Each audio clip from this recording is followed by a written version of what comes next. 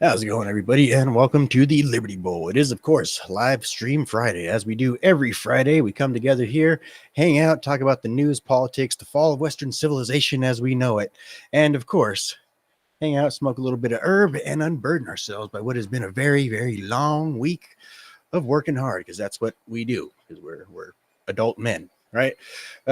Joining me, as always, is my co-host, Liberty Swine. How you doing this week, sir? Damn fine, man. Just moved on to a new chapter in life here, and future's looking pretty bright at this point. Hopefully, it stays on that trajectory, man. How about you, bro? Yeah, it's been all right.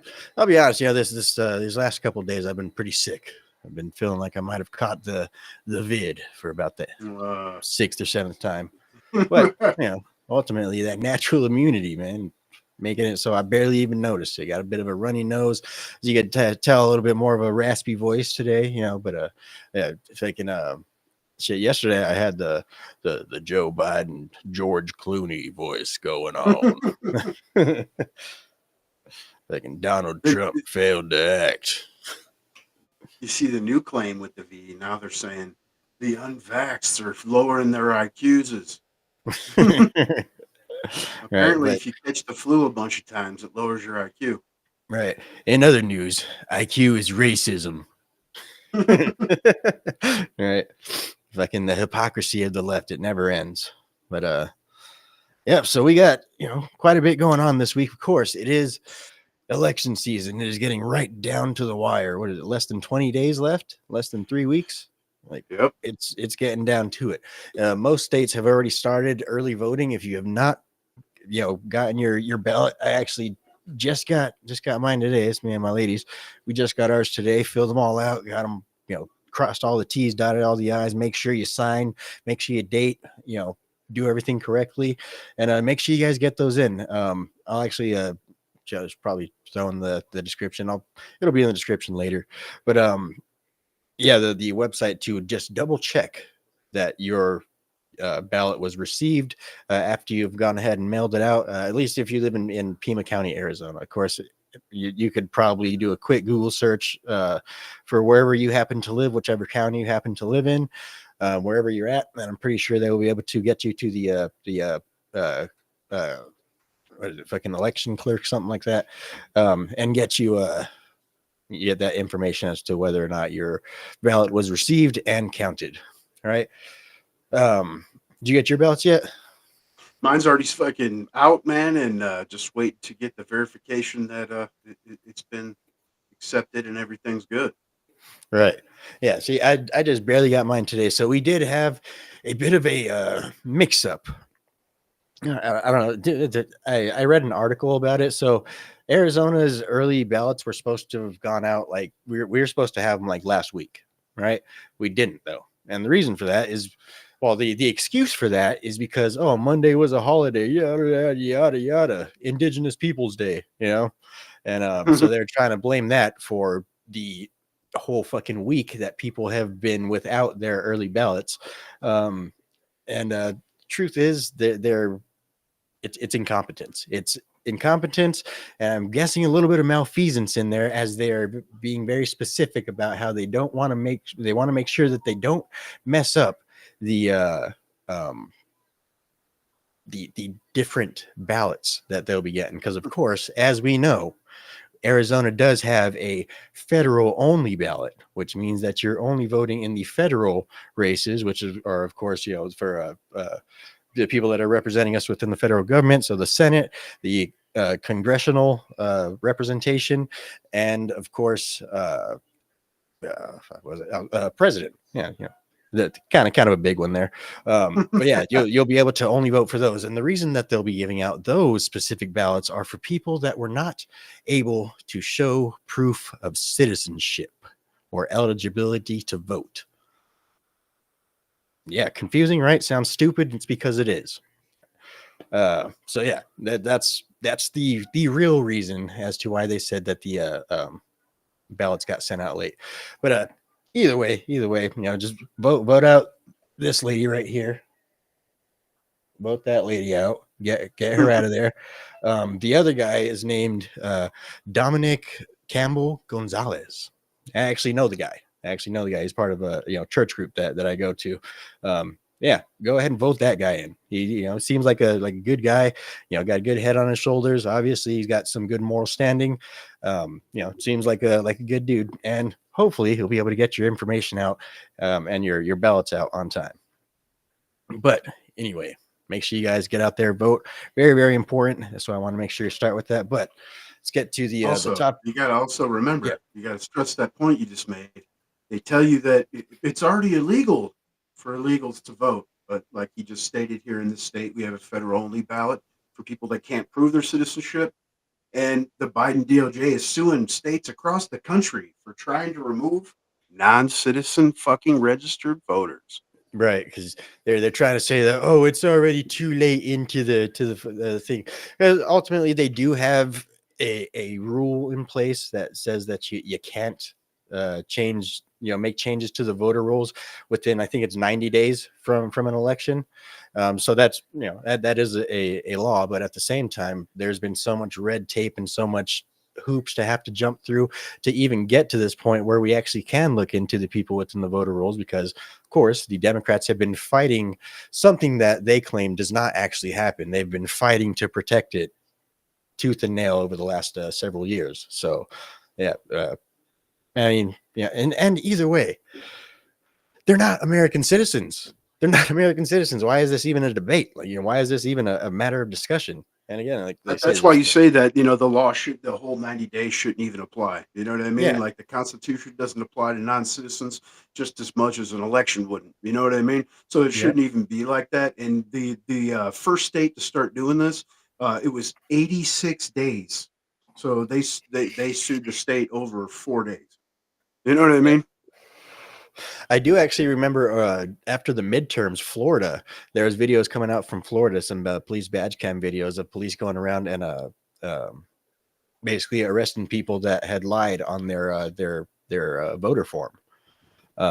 There's basically videos like, oh, okay, well, that you're not allowed to vote, right? You voted anyway, right? Hands behind your back.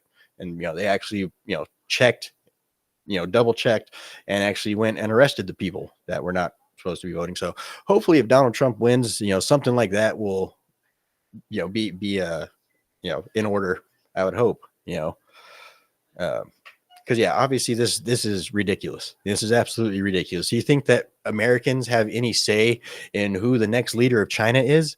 The fucking Chinese people don't even have a fucking say in who the next leader of China is. Do you think we have a say in who's gonna fucking be the next leader of Russia? Nope.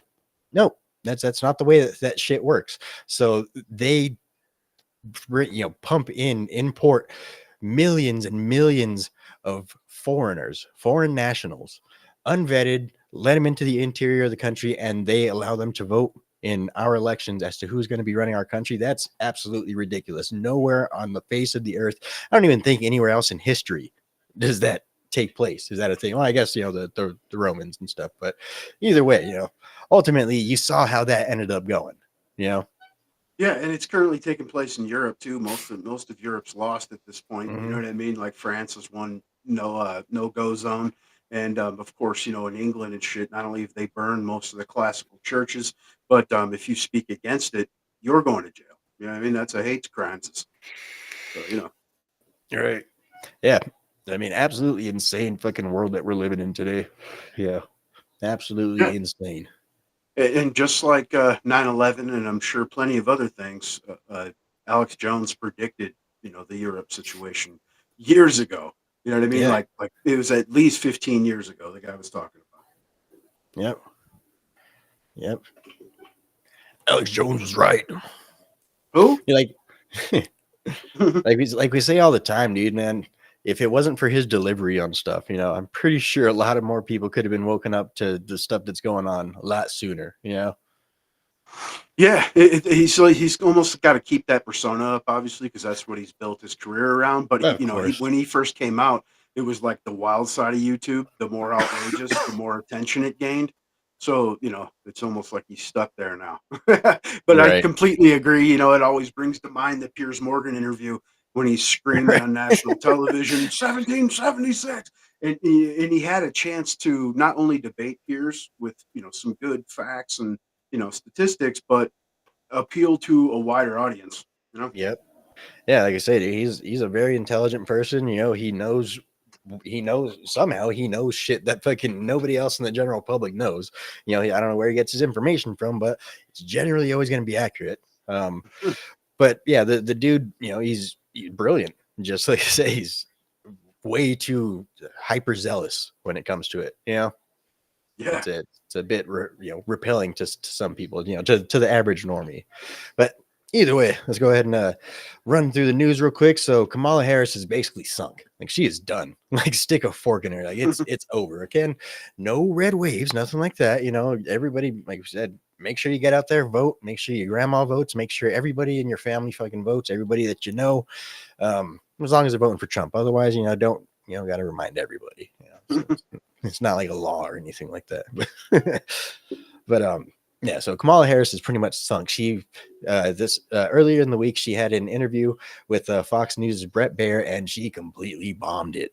Like, it was bad. Of course, for the uninformed person, she said a lot of words that line up with the I guess leftist ideologue mentality.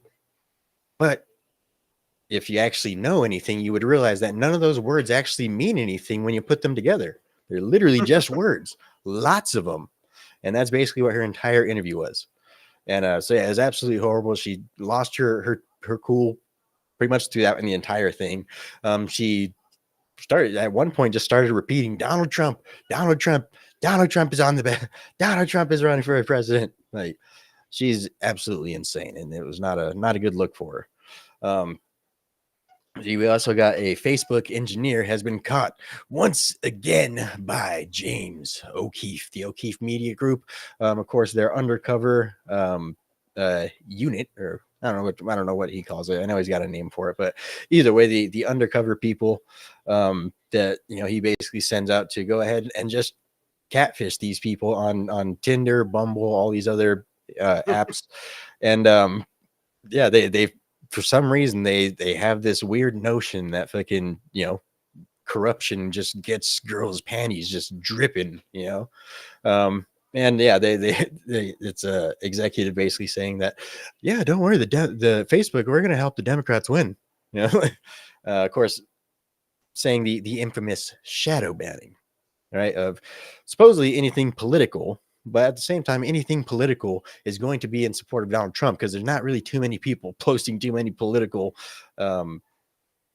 things in favor of Kamala Harris unless they're paid to do it. So yeah, ultimately, it's really kind of a one-sided thing. What were we talking about that? We also got FBI altered. Of course, everybody already knew this. If anybody had eyeballs that was able to look around the internet, see all the videos, see everything going on within their neighborhood, the crime stats, right? Remember, crime's down 2 point some odd fucking percent over 2022. Well, actually, that's not exactly the case. It turns out it was actually up like 5%. So little discrepancies here and there, but of course they tried to not tell you. They went ahead and revised their numbers and did not announce it to people. Think jobs report.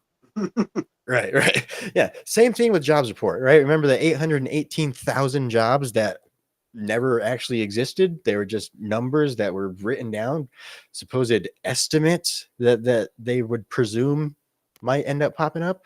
Yeah, they did the same thing with crime. And of course, they report these numbers all throughout the term to basically try and make it seem like, oh, we're doing great. And then right, toward the end of things get revised. Of course, as we saw this time, they tried to do it quietly. Of course, nothing quiet is happening anymore. The government can't do anything quietly anymore. They can't fucking hide shit. Right? Not in the political atmosphere we have today. Not with things like X, all the podcast world, all the basically all the political analysts out there, just basically constant 24 hours a day, 7 days a week, just on a constant surveillance of our political leaders. Not gonna happen.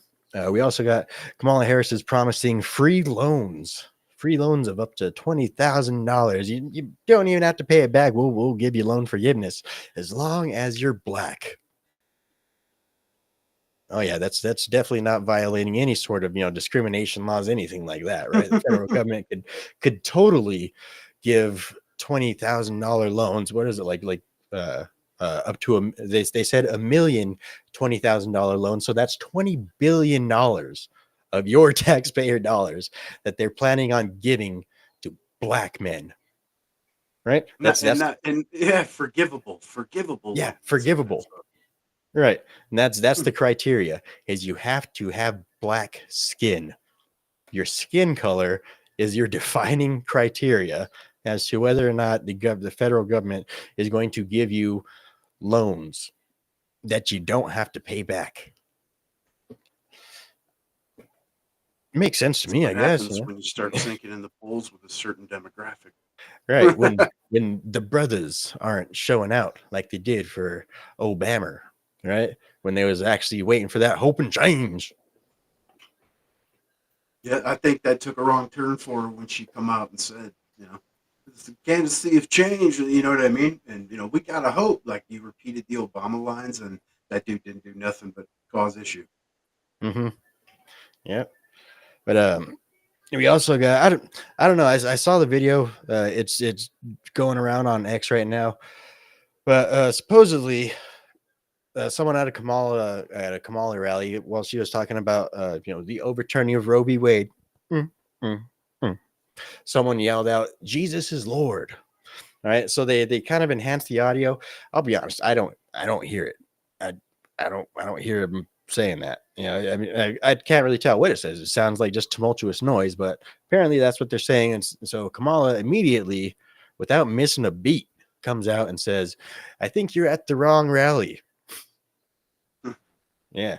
Yep. Yep. So that one's definitely not going over well. I think I had like over 200,000 uh engagements over the last like couple of hours or so. So we'll be talking about that just a little bit. Nikki Haley could possibly be an October surprise and could possibly be speaking at what was it, like a Trump rally, something like that. Yeah, basically she's gonna hit the trail for him with soft Republicans and the Whammonses. All right. We'll see how that goes. I mean, ultimately, Donald Trump does have. I mean, he does appear to have a soft spot for anybody that basically turns around and says, "Oh yes, I endorse Donald Trump," even if they're slimeballed fucking fork tongue fucking snakes, such as Mark Zuckerberg. You know, he's gonna Like like, this "Oh, actually, I brand. like Mark Zuckerberg now." And immediately he turns around, he's shadow banning anybody that's in support of you. Yeah, there you go. So apparently That's he for didn't learn. real libertarians. All right, he didn't learn too much about the backstabbing world of politics as we thought, but we'll be talking about that. Russia is testing nukes. Russia is testing long-range ballistic missiles with nuclear warheads on them up in the upper, out of the middle of fucking nowhere region. Um, of course, they are also changing their criteria as to what would warrant a nuclear strike in retaliation. So we'll be talking about that. World War III. The Biden administration has offered temporary protected status. Of course, they've been throwing that shit out like candy lately to what is it, Lebanese people that are basically displaced by Israel. Um, Basically, taking care of business over there with these psychotic fucking, demon savage Muslims, as Bongino would call them. They extended the "if you can get here" window. Right, right. We also got a third Trump assassination attempt, allegedly, right? So this was really, really weird, kind of at first, right? So apparently, there's somebody that brought a gun to a Trump rally. There was uh, a pretty zealous sheriff there that seemed to, I'm going to catch the next Trump assassin before it happens. And I mean, we'll talk about all the different angles on it. Who is in the right, who is in the wrong, who is being this, that, whatever. But ultimately, it's seeming to be ruled that it was not an assassination attempt. It was just a actual Trump supporter that has been a well-known Trump supporter for quite some time. And again, reasons beyond me, brought guns to a Trump rally. Again, I have no fucking clue why, but either way, this overzealous sheriff basically went ahead and their guys ended up arresting the guy, and he was immediately released. But nonetheless, they still came out with a press conference saying that they stopped another Trump assassination attempt. So yeah, we'll be talking about that here in a little bit. We'll probably get to that as our second topic, because that's a bit of a juicy one. And yeah, that's about it. Kamala is absolutely fucking sunk. We're gonna be starting with the Brett Baer interview.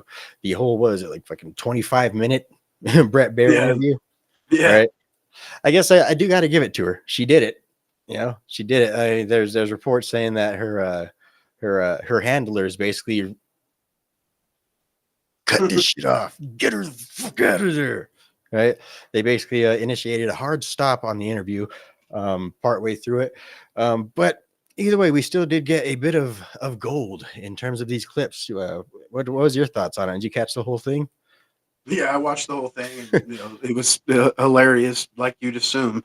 And like when he came out later and said that there was 4 different people from her staff, like trying to cut it off. She showed up late, trying to whittle down the time as is, and she just walked around, direct questions, and like you said, at one point became unglued, started yelling and shit, and you had the MSM, the fucking slug media, come out and use the word testy all across fucking headlines.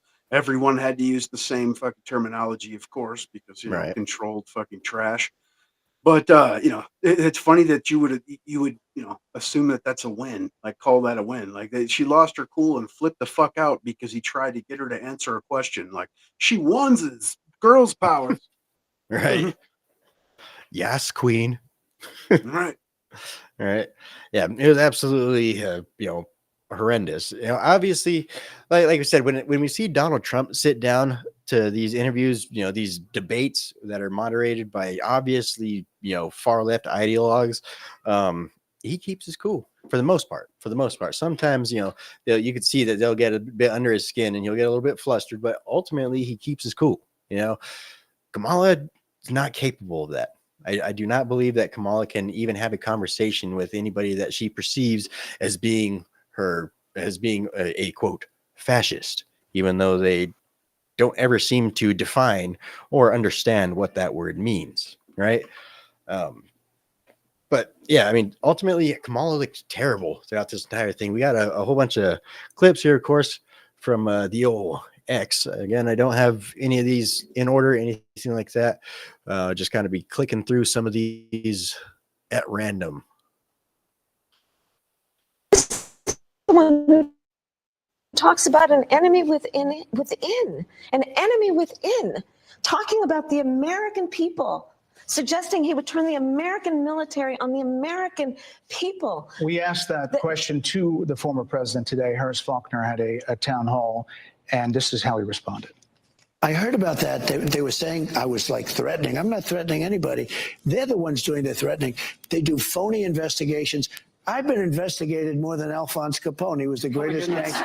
No, it's true. No, but think of it. It's called weaponization of government. It's a terrible thing. So, Brett, I'm sorry, and with all due respect, that clip was not what he has been saying about the enemy within that he has repeated when he's speaking about the American people. That's not what you just showed. he was asked about that No, that's not what you just showed. In all fairness and respect to you. The question that we asked him. You didn't show that, and here's the bottom line. He has repeated it many times, and you and I both know that. And you and I both know that he has talked about turning the American military on the American people. He has talked about going after people who are engaged in peaceful protest. He has talked about locking people up because they disagree with him. This is a democracy. And in a democracy. No, it's not. I just got to stop there right there. No, it's not. I thought the same thing. And, he was never hard on her. All he tried to do is ask her, direct questions. Like he never really pushed. Like right there, that's why. Actually, it's a republic. Just let her keep talking. You know what I mean? Like right. Just slip that in real quick. Right. The president of the United States in the United United States of America should be criticism of people for doing it. Yeah, this bitch is absolutely insane. So of course, the whole thing is when he's referring to the enemy within is you, bitch.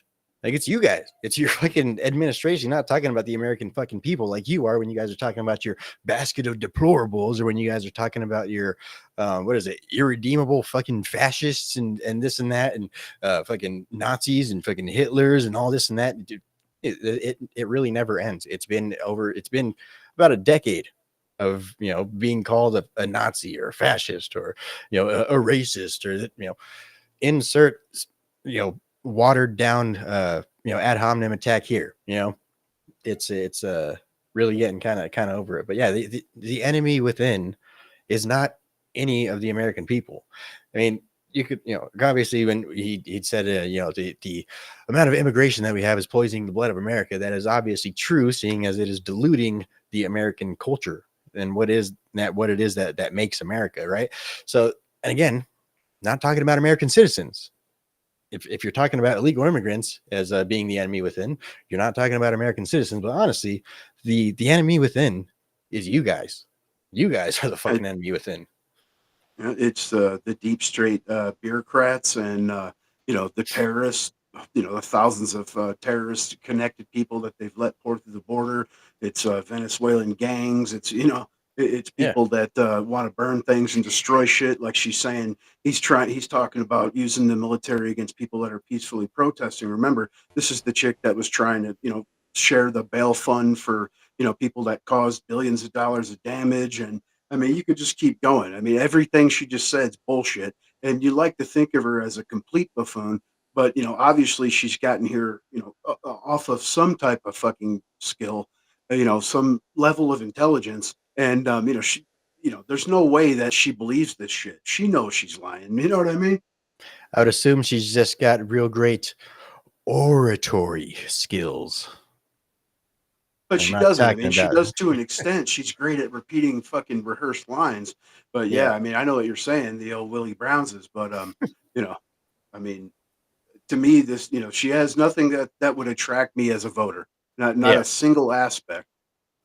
Yep. Well, I mean, she's part of the establishment, machine. They take care of their own in there. It doesn't matter. They go based off of loyalty. They don't promote based off of merit or skill or achievement or anything like that. They obviously, as we're seeing, all throughout the government, it's people are failing upwards. Donald Trump gets fucking shot at a fucking rally, you get a promotion. Like that's the way that it goes with the establishment machine. They don't reward competence, they reward loyalty. And so that's probably why she's where she's at. Because like I said, she's good at repeating the talking points. She's good at pushing the emotional ideological rhetoric.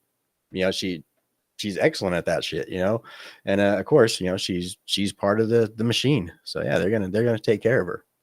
Unfortunately, they're doing all that they can here, and they can't fucking polish this turd, try as they might. I think that she wants to be part of the machine, and they want her as well. Hence the reason the force feeding. But the populace isn't buying it. Hence the reason she was the first one to drop out. In 2020, and then they made her vice president, and now they're trying to force it down your throat like she's presidential. When just a couple months ago, as if archives don't exist or memory, that they were like, she's the worst vice president of all time. She's actually a drag on the Biden campaign, and you know what I'm saying? I mean, it's fucking just asinine shit. What do you think of the theory going around that the Democrats are basically using her as a sacrificial pawn? Basically, they know that they're not going to get anything with this in this election, so basically they're just getting rid of the person that they know is not going to win. I could see that for sure. I mean, that's how they roll. I could definitely see sacrificing her, but I truly believe that they've just about played their entire hand at this point. Obviously, we're getting close, and they really thought that a large enough portion of the populace was going to be completely turned off, regardless of economics or clown world antics, because of crimes and trials and fucking convictions. Right. or the only, it just so happens the only rally that CNN aired of Trump's was the one he got shot in the ear. So, there was that too, right? Let's fucking broadcast this. Yep. Like I say, for being the intelligence community, they're really not that fucking smart. I think the ultimate factor in all of that, though, is again, like you said, the internet and their loss of control over it. As Hillary Clinton said, if we can't get these companies to regulate people's opinions and speech and shit, then we lose total control. And I think that they're realizing that they're at the point now where they're losing total control. So now they're just doing anything they can, just throwing fucking Hail Marys every single play. It's just they're like I say, they're at their wits end. Like I don't think that's why I don't think that she's so much a sacrificial pawn, just because of the fact that, like, oh, okay, well, she's not a pawn. Like, she would be a sacrificial queen in that sense, and that's not a good move. So yeah, again, I really think that they view this election as, we win or we're dead. And so I think that, they're going to do everything they can to try and get Donald Trump. But yeah, I really do think that they've just, their old tricks are just played out. They're, the stuff that they claim is tried and true, we now see as being the played out same old, propaganda, the same old brainwashing, the same old, bait and switch stuff that they've done for decades now. And I don't think that they have any sort of plan going forward, other than to continue the same stuff that they have done over the past several decades. Yeah, and like I'm sure you got more of the populace, like you said, that information travels real fast now because of the inner zones. And like the other day when Bill Clinton was talking, stumping for her, and first he went on to kind of roast her by saying if these illegals were properly vetted, that these crimes wouldn't have happened, murders and so forth. Lake and But Riley would then, still be alive. yeah, but then he had to throw in the, well, we're not reproducing at levels, so we got to bring these people in to fill jobs and keep the economy growing. And it's like, you guys are running on the platform of we have to be Right. able to kill our kids as a God-given right. You know what I Right. mean? Like, Yeah, I do kind of wonder, like I said, just how much mental conditions have play a role in this. Like we said, like with people like Fetterman, after his brain broke, and then once he started healing, the dude was fucking an honest man. The dude, like I say, I just don't think that his brain was capable of keeping up with the double speak and the um the like I say, the ideological buzzwords and stuff that the Democrats always just stick with. They're, it's hard to dodge questions when you could barely even comprehend the question in the first place. Like it's a win if you could just answer the question correctly, let alone sidestep around the entire question. That, like I say, that takes skill. That takes skill and lots of practice. And yeah, I just think, as Democrats' brains break, they break back to normal. The only thing that they're capable of is just giving the actual answer. he's still a fucking reptilian D, though, man. I mean, you see, he was out stumping with fucking walls, dude, old hairy balls, and so I mean, he's while he is definitely become more of the stand-up character in that party, he's still a Democrat, though. The Yep. mind virus isn't shook that easily. Oh yeah. Not even by a major stroke. So she I like how all the ads are going around too. It's like, oh, Donald Trump's, trying to give tax breaks for him and his rich friends, and they're showing that one picture that exists of Donald Trump standing in the same room as Jeffrey Epstein, and yeah. Meanwhile, fucking Jeffrey Epstein has a fucking painting of Bill Clinton in a fucking dress. Right. And one a fucking Bush, man, throwing a Right. paper plane into Jenga fucking towers. Yeah. Yeah. Like, but no, Donald Trump, that's the guy that you want to be worried about. she says that she is sorry for your loss, but she shifted Jocelyn's story to Trump. What do you think about that? I think she's completely full of it. She is not a sincere woman at all. She has no sympathy, no empathy to her. She's supposed to if she wants to run this country, she needs to take into consideration the families that she has affected with these policies that she has allowed and that she has approved. It's unacceptable that she gave me a very empty, half open apology to thinking she was being sincere, to just shift like she always does in every interview, every questionnaire she has to somehow shift it over to Mr. Trump. And that makes absolutely no sense. Why can't you just take accountability like you should and actually try to make a difference, maybe be humane and actually reach out to families that you have affected?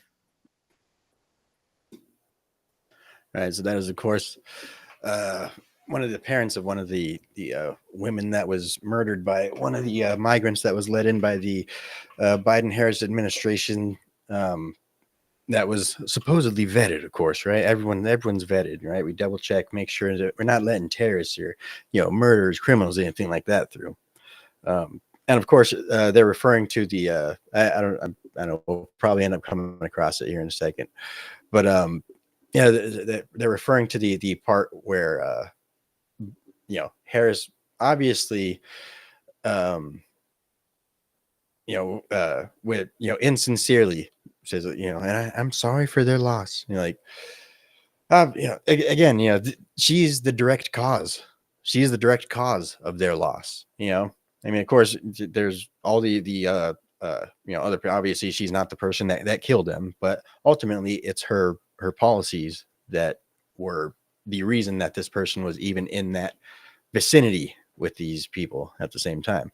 And she wants to try and pretend like she feels for the families and stuff, but obviously it's not even crocodile tears. She didn't even fake it. It was just a quick moment of like, I'm sorry for the loss. But anyway, Donald Trump, she was right back to it. Everything about these people are absolutely insincere. They don't give a shit about you. They don't care about your family. They don't care about your kids. They don't care about your fucking well-being. They don't care about anything other than themselves and power, other than keeping you under control. And this entire interview, like I said, really proves it. But especially the entire thing pertaining to the border. Again, that puts literally everybody at risk, and especially with all these sanctuary cities, going on. Every city in America is now a border town, and it's as Donald Trump says, it's poisoning the blood of America.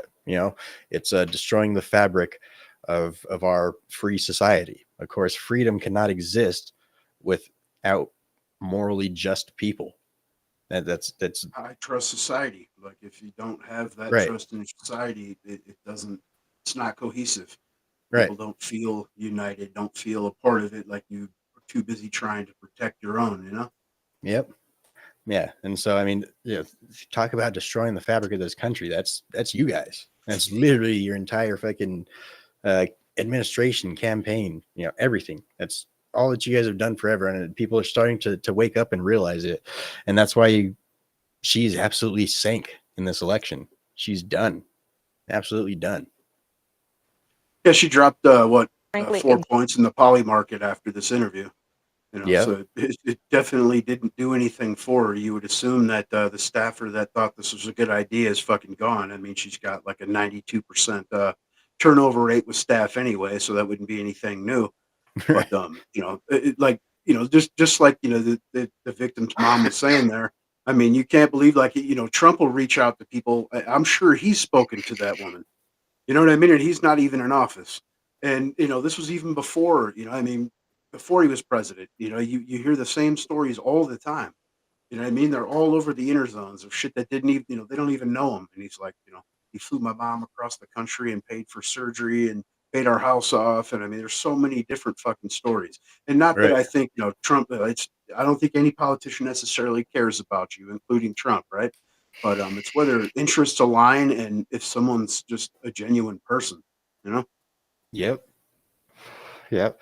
Most people, like I say, it's you have that radar. Of course, there are people out there that are very good liars, but I mean, ultimately, I don't think that's anything with Donald Trump. I don't see that in Donald Trump at all. A lot of people, as like I said, the commercials say, Donald Trump's out to enrich himself and his friends and shit. Like, dude, Donald Trump has lost everything, like basically everything since trying to fix this country. He's lost just about everything. All of his businesses. I mean, of course, they're still within the family, but I mean, they've tried to take him. They've tried to take his homes. They've tried to take his life. They've tried to take his freedom. They've literally tried to take everything from this man, and he's lost a lot. He hasn't his income has basically come to a screeching halt since coming into office. He's lost just about everything for this mission that he's on. So yeah, just the whole thing about like, oh, he's just doing it to enrich himself and his friends. Like, that's literally the entire fucking reason that all you people go to fucking Congress. It's literally the entire reason that our fucking economy is absolutely fucked right now. And you guys are fucking raking in, fucking making, hand over fist in the fucking stock market. Right. It's it's because Donald Trump's the fucking bad guy, not every fucking one of you people that have been destroying this country for decades now. But let's check out this video real quick. Exhausted of Brett. More than People are 70% of people exhausted. tell the country is on the wrong track. They say the country is on the wrong track. If it's on the wrong track, that track follows 3.5 years of you being vice president and President Biden being president. That is what they're saying, 79% of them. Why are they saying that? If you're turning the page, you've been in office for 3.5 years. And Donald Trump has been running for office. But you've been the person holding the office. Come on. Madam You Vice and I President. both know what I'm talking about. You and I both know what I'm I talking actually about. don't. What are you I don't talking think about? you What know I'm what you're talking about is that over the last decade, It's great. He's like, no, I don't. people know have you're become, power. but listen, over the last decade, it is clear to me, and certainly the Republicans who are on stage with me, frankly, exhausted of Brett. More than People are 70% of people exhausted. tell. Donald Trump. He's Donald been Trump. running. You want Like, dude, he doesn't have power. What the fuck are you saying? Running is not the same as being in office. You know what I mean? turn the page. Yeah. You got to make your eyes real big Right. when you do that Yeah, kind of shit. turn the page. That bitch is fucking insane. I mean, obviously the entire fucking party's insane. You could really tell. Like I say, they all got the eyes, man. They all have the fucking eyes. Hey, have you ever fucking talked to like a college liberal or anything like that? Or obviously you see them. Charlie Kirk's fucking all over the internet debating them all day long. But you see them on there always. Yeah, Yep, it's that or the they're eyes. fucking trying to hide their shit, wearing masks and dumb shit. All right.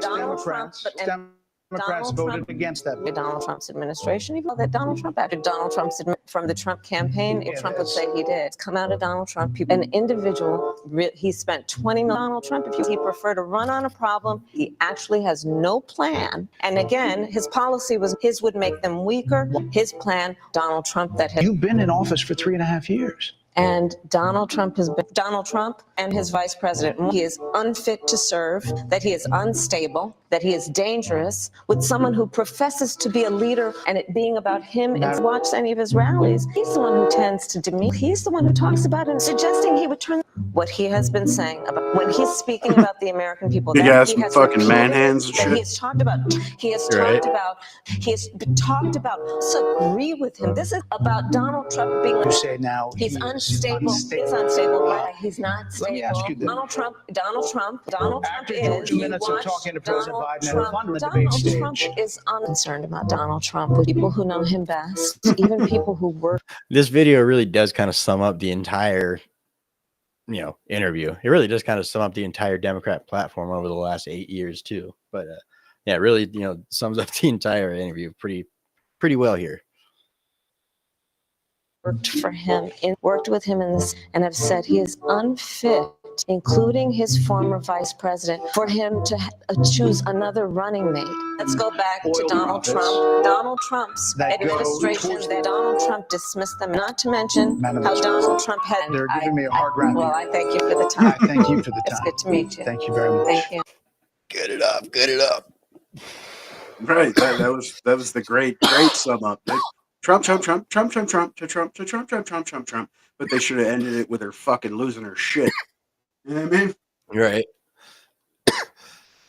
I want to try and find of course, the best one. When did you notice that Joe Biden was losing his cognitive ability? Right. But I hate how they always bring up The kicker in fucking, like you football, were saying, the tax breaks, dude.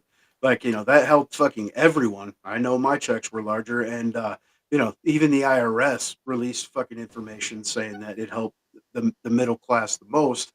And then the CBO revised their numbers as usual, right? Here we go with that. And brought up the total revenue, how they were saying it was going to cause a deficit. In reality, it brought in more revenue because people had more money to spend, companies doing bigger shit, more taxes, yada yada.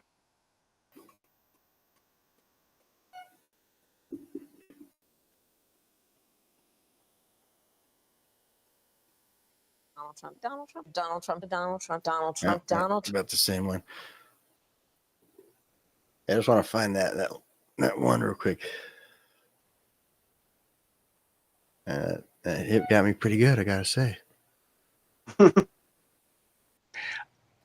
I hope you got to say what you wanted to say about Donald Trump. There are a lot of things There's more to say. I have there much more to are say, a lot of actually. things that people want to learn about you and your policies. I hope you got to say what you wanted to say about great. Donald Trump. There are About Donald Trump. He's like, I had a lot more to say. I wanted to say his name fucking 200 more times. Man, I could talk about Donald Trump all day. Believe me. Talked about locking people up because they disagree with him. This is a democracy. And in Yeah, I already saw that one. It's not a democracy, just to reiterate. I don't know why that one's not like one of the first ones. I was like one of the biggest ones.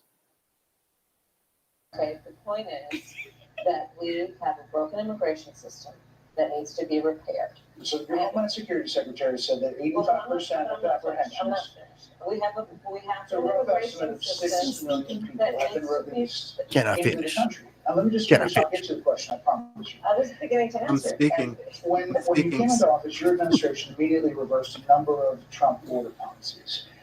Most significantly, the policy that required illegal immigrants to be detained through deportation, either in the U.S. or in Mexico. And you switched that policy. They were released from custody awaiting trial. So instead, included in those were a large number of single men, adult men, who went on to commit heinous crimes. So, looking back, do you regret the decision to terminate remain in Mexico With that voice in the background. of your administration? Right. At the beginning of our Like fucking administration, Elvin. within practically hours of taking the oath, the first bill that we offered Congress. There wasn't nothing on the bill. I know. We worked on infrastructure before the Inflation Reduction Act, before the Chips and Science Act, before the bipartisan Safer Communities Act. The first bill, practically within hours of taking the oath, was a bill to fix our immigration system. Yes, ma'am. It was called the U.S. Citizenship Act of 2021. Exactly. And essentially, I citizenship. Yeah, I'm pretty sure it's just more of that. As like I said, it's a 26-minute interview. You guys go ahead and watch it. This one though, this was right after the interview. Kind of a bit of a jump there for the old Donald Trump. So of course, like I said, the Kamala campaign is absolutely panicking, and so they've switched up. They switched it up, and of course, as we saw last week, they're trying to go back after the black voters, and so of course, part of her new, I guess, campaign or Opportunity whatever, economy. right? Her new opportunity economy policy is going to give loans to black people. And you don't have to repay those loans as well, just as long as you're a black people, because that's what's important here, right? Um, so yeah, like I said, it's obviously violates several civil rights, their civil rights laws that they came up with as well. You're not allowed to single people out based on their race for any reason, to discriminate or to you know I guess preferential treatment, prefer, give somebody a nepotism based off of their skin color or their race or their creed or their religion or their sexual orientation or what have you. Right? You're not supposed to be able to do all that unless you're the federal government, in which case we don't give a shit because we're fucking commies. But yeah, go ahead, give us a quick rundown on your obviously thoughts on this insane, ridiculously desperate commie policy position. Like you said, it's desperation movement. They're in free fall. Not only is it racist, but you'd think it would be deemed unconstitutional fucking pretty immediately. Well, you'd think, but there's actually, commie states, Washington, Oregon, that are rolling out programs, something like this, similar, where they'll give out like business loans or home loans, but, basically you can't be white to apply. And, apparently, her staff was pressed on this or some shit. And, they went on to say in the full text and the verbiage, it says black entrepreneurs and others. You know what I'm saying? So, whatever the hell that's supposed to mean. So they're trying to say, well, we're not excluding anyone, but, it's going to be just like, like I said, the ones in, California and whatnot, where we'll give home loans to, illegals or, black people because reparations is in a state that didn't even have slavery. You know what I mean? So it's, I could see it trying to be rolled out, and you'd hope that the court is a similar, composure as it is at this point, where they would smack the shit out of them pretty quickly. Right. Pretty much their entire thing is starting to become like, oh, we'll give free money to anybody that is not white. Right. Right. That's their entire thing. That's how they get equality, motherfuckers. Right. You Or can't you're not in actual need. Yeah, you can't make the short grass grow. You can only trim the tall grass down. Equality. Right. But let's go ahead and check this out. Actually, luckily it's got both sections right here on this one. So it's the Kamala Harris, and of course then the debunking afterward, right? So when I first read this to my lady, she thought I was joking. She thought I was being hyperbolic and just making up like something that Kamala Harris would probably do. Then I showed her, and she's like, "Holy shit! Like it's actually real." But let's see. Kamala Harris posts: "Black men deserve a president who cares about making their lives better." Kamala Harris will create an opportunity agenda for black men. Right? Again, I want to point out that it's in very big bold letters. My mouse isn't moving on the screen, but in the title, for black men, in the title, right? And then even here in the article, the title is opportunity agenda for black men. How is that? They forgot to include and others in not only the title, but also the description. That doesn't make sense. I'm pretty sure you guys are just trying to cover for them, but yeah. It will provide 1 million loans that are fully forgivable up to $20,000 for black entrepreneurs and others to start a business. Right. And others. Right. Of course, they do have to single out, of course, because everything with them is identity politics. But again, I just want to reiterate, 1 million loans for $20,000 is 20 billion fucking dollars of your taxpayer dollars that they're planning on giving to black entrepreneurs, right? So get ready for lots of fucking sneaker brands that are going to be coming out. Lots of fucking clothing lines going to be all over the place. All that type of shit. Lots of rap careers are going to get started. Studio is going to be popping up all over the fucking place.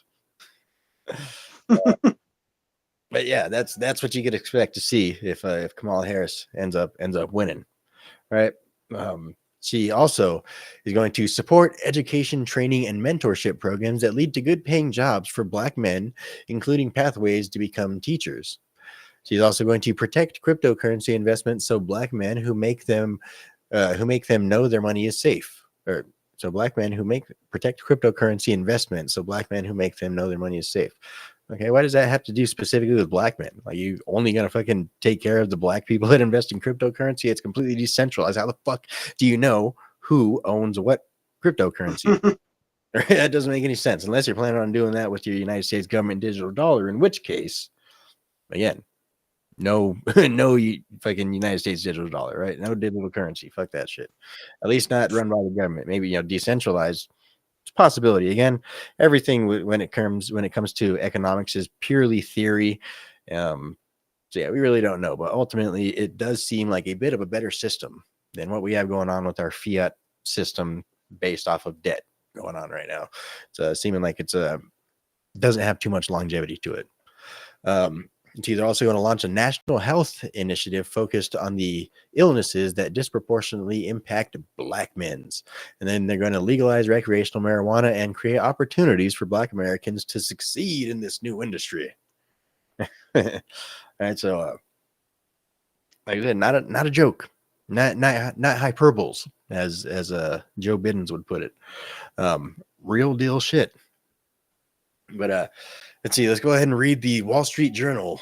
Going ahead and run cover. They say Kamala Harris's agenda for black men will be open to all. Campaign says Vice President Kamala Harris's opportunity agenda for black men aims to shore up support from a pillar of the Democratic base, with a key section promising 1 million loans that are fully forgivable to black entrepreneurs and others to start a business. It also includes education, training, and mentorship programs to help black men get good paying jobs, legalizing recreational marijuana, and creating opportunities for black Americans to succeed in this new industry, and helping black men provide care for their aging parents. Okay, I guess that's what the health initiatives focused on black illnesses. While Harris's rhetoric suggests she will provide such benefits specifically to black men and women, it turns out that the words and others are doing a ton of work. The campaign says that the programs listed under the Black Men agenda will be open to all Americans on a race-neutral basis. So, in other words, she's lying to you, black folk. She's lying to you again, right? So it's either one or the other. It's either it's open to all people, or this initiative is aimed at black men, right? You can't have it both ways. It's one or the other. Either you're lying to fucking black men, or you're openly discriminating everybody. Ones. Yeah, lying to everybody. It's one or the other. There is no other way around. This opportunity agenda for black men. That's pretty specific with the title there. So I mean, I don't know. I don't know what they're trying to pull here. Obviously, they're desperately in need of black men who are finally leaving the Democrat plantation and going toward Donald Trump.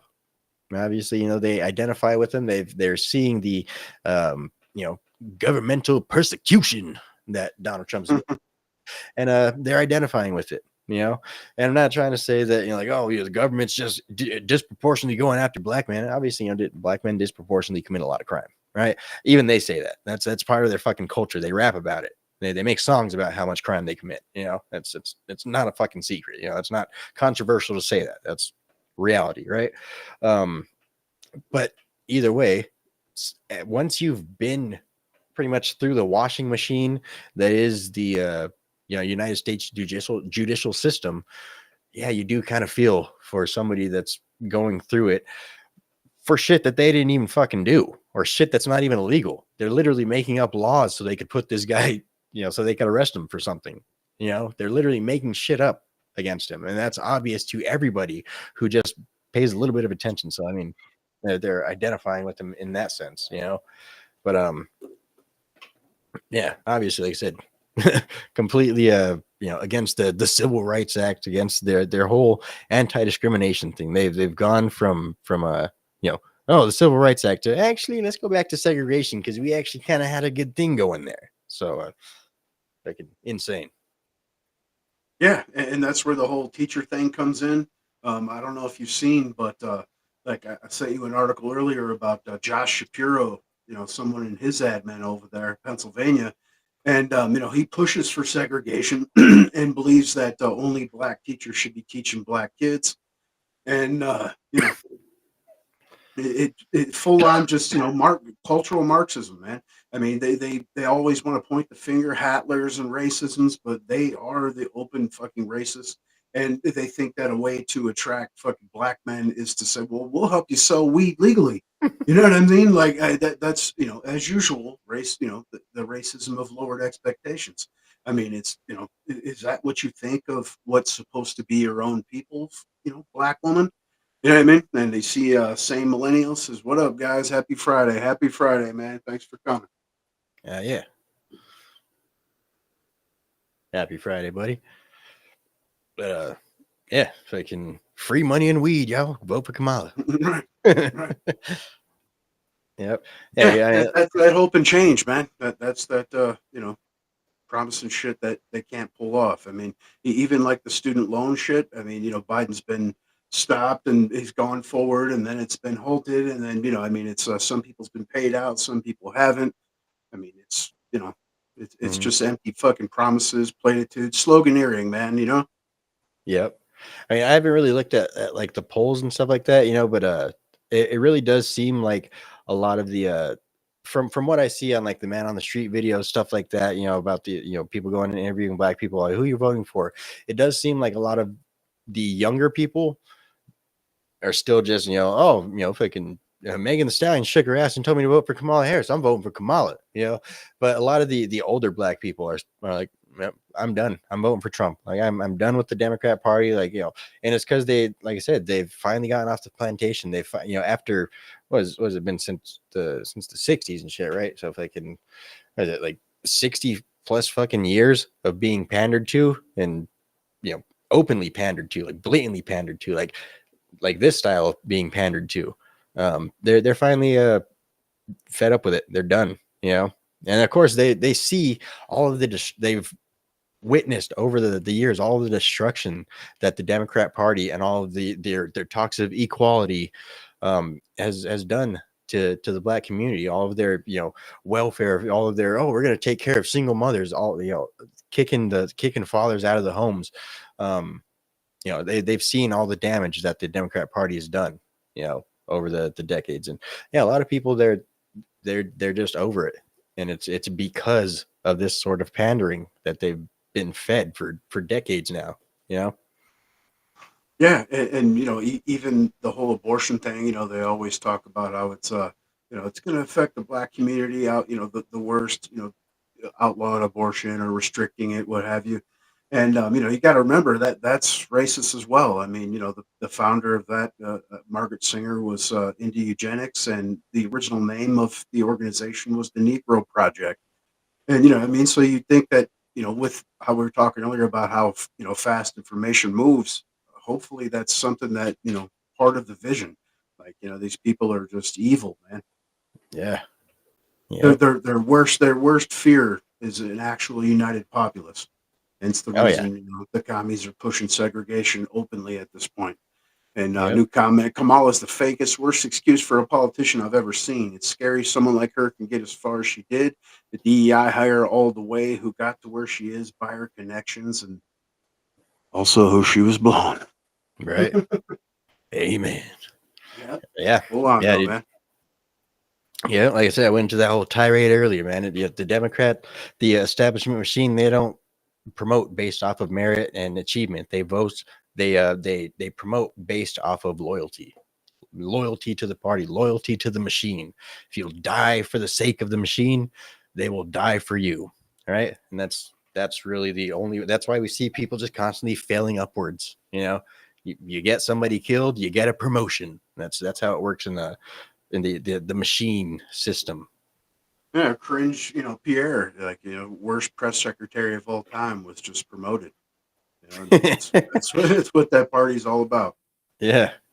Yep. Hey, I do gotta say, man, like she had it rough. Like, dude, like yeah, she that's had a it shitty rough, job, man. but she wasn't good at it. Oh yeah, she was terrible at it, man. But I mean, still, ultimately, just the fact that she got up there every motherfucking day and she lied. I don't have that. They didn't give me nothing. Nope. They literally sent me out here with nothing. All right, next. Nope, Yeah, no, or they didn't give Saki me nothing before. for We're that gonna either. circle back to that. Right, right. So when I only have fucking one chance to ask you a question, you're gonna really stop the fucking interview. And actually, I want to go back to what this guy was saying. Like, no, that's not how this shit fucking works. Like, ain't nobody circling back to shit. Yep, you never hear about it again. Never come on. Right, right. That shit's dead and gone. Same All right. millennial says, I really despise her too. I despise anyone who can lie to every day to the American people and sleep at night, man. Totally agree. Yep. Absolute reptiles. Yep. The lady, the machine themselves, they're absolutely disgusting. They're disgusting, immoral human beings. It's like I say, love my country, can't stand my government. Yeah, even the Trump schools, man. I mean, you don't become a multi-billionaire without doing some dirt, and Yeah. and yeah, the dude bullshits, but he bullshits about crowd size, and you know what I mean. Stupid. He's Right. the greatest ever. Everyone says it. Shit like that, and more bravado than actual outright bullshit. Yep. And but still, that's why you don't. It's not about the dude. It's aligning interests. Absolutely. But so speaking of aligning interests, I don't know if it has anything to do with aligning interests, but anyway, segue. So the third Donald Trump assassination. You want to go ahead and break it down for us, man? Let us know what you think, and then we'll just run with it. Like I said, there's so many different angles to this thing. What do you got his name there? Because his name slips my Uh, mind. It's something weird like I'll look it up. Lar or some shit. But anyway, yeah, supposedly, this guy was coming in as a Trump supporter going to a rally. He saw signs and police and stuff about no firearms. And apparently he approached the police himself and said, I got some firearms in my vehicle. Should I move it off the lot or whatever the case? And then these Vem cats Miller. them, yeah. And these cats flipped out and snatched him up. And like you said, shortly after that was released. I don't know about Bond. I didn't see if he had to post, but I know that they released him pretty quickly. And then they did this press conference, like we're stops of fucking other assassins. But immediately you had all sorts of right wing figures come out and say, like, I know this guy personally. Like he's been to lots of fucking Trump rallies, lots of other events. He's donated to different PACs and whatnot. And then even Mindy Robinson, Randy Couture's lady, come out. She's full on Trumper, super right wing chick, and she's like, I know this guy personally. I'm in business with him. Like he voted for Trump twice already. You know what I mean? But apparently he's suing. So he's now suing the police department, and I'm sure defamation's in there. And if we know anything about recent history, defamation can really pay out. Yeah. What what do you think about the sheriff, right? Because of course, I haven't really seen too many people talking about it, but just a couple of months ago, I actually remember a video of this sheriff, coming out. He was in his patrol car. Actually, he got in trouble with the department, um, but he was in his patrol car, in uniform and everything, and he basically said that all this he's switching to the Republicans. He's switching to the Republican side. But he seemed pretty sincere about it. Like I said, he is a I don't know, like I said, it seemed like he had come to a realization, had a bit of a change of heart.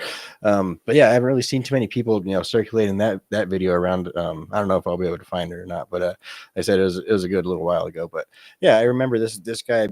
He was a sheriff. He's voted for Democrats. Obviously he's a sheriff in California, so he's been a Democrat voter for some time. But yeah, when all this Trump craziness started going out, that's when he kind of said that he was switching sides and he was endorsing Donald Trump.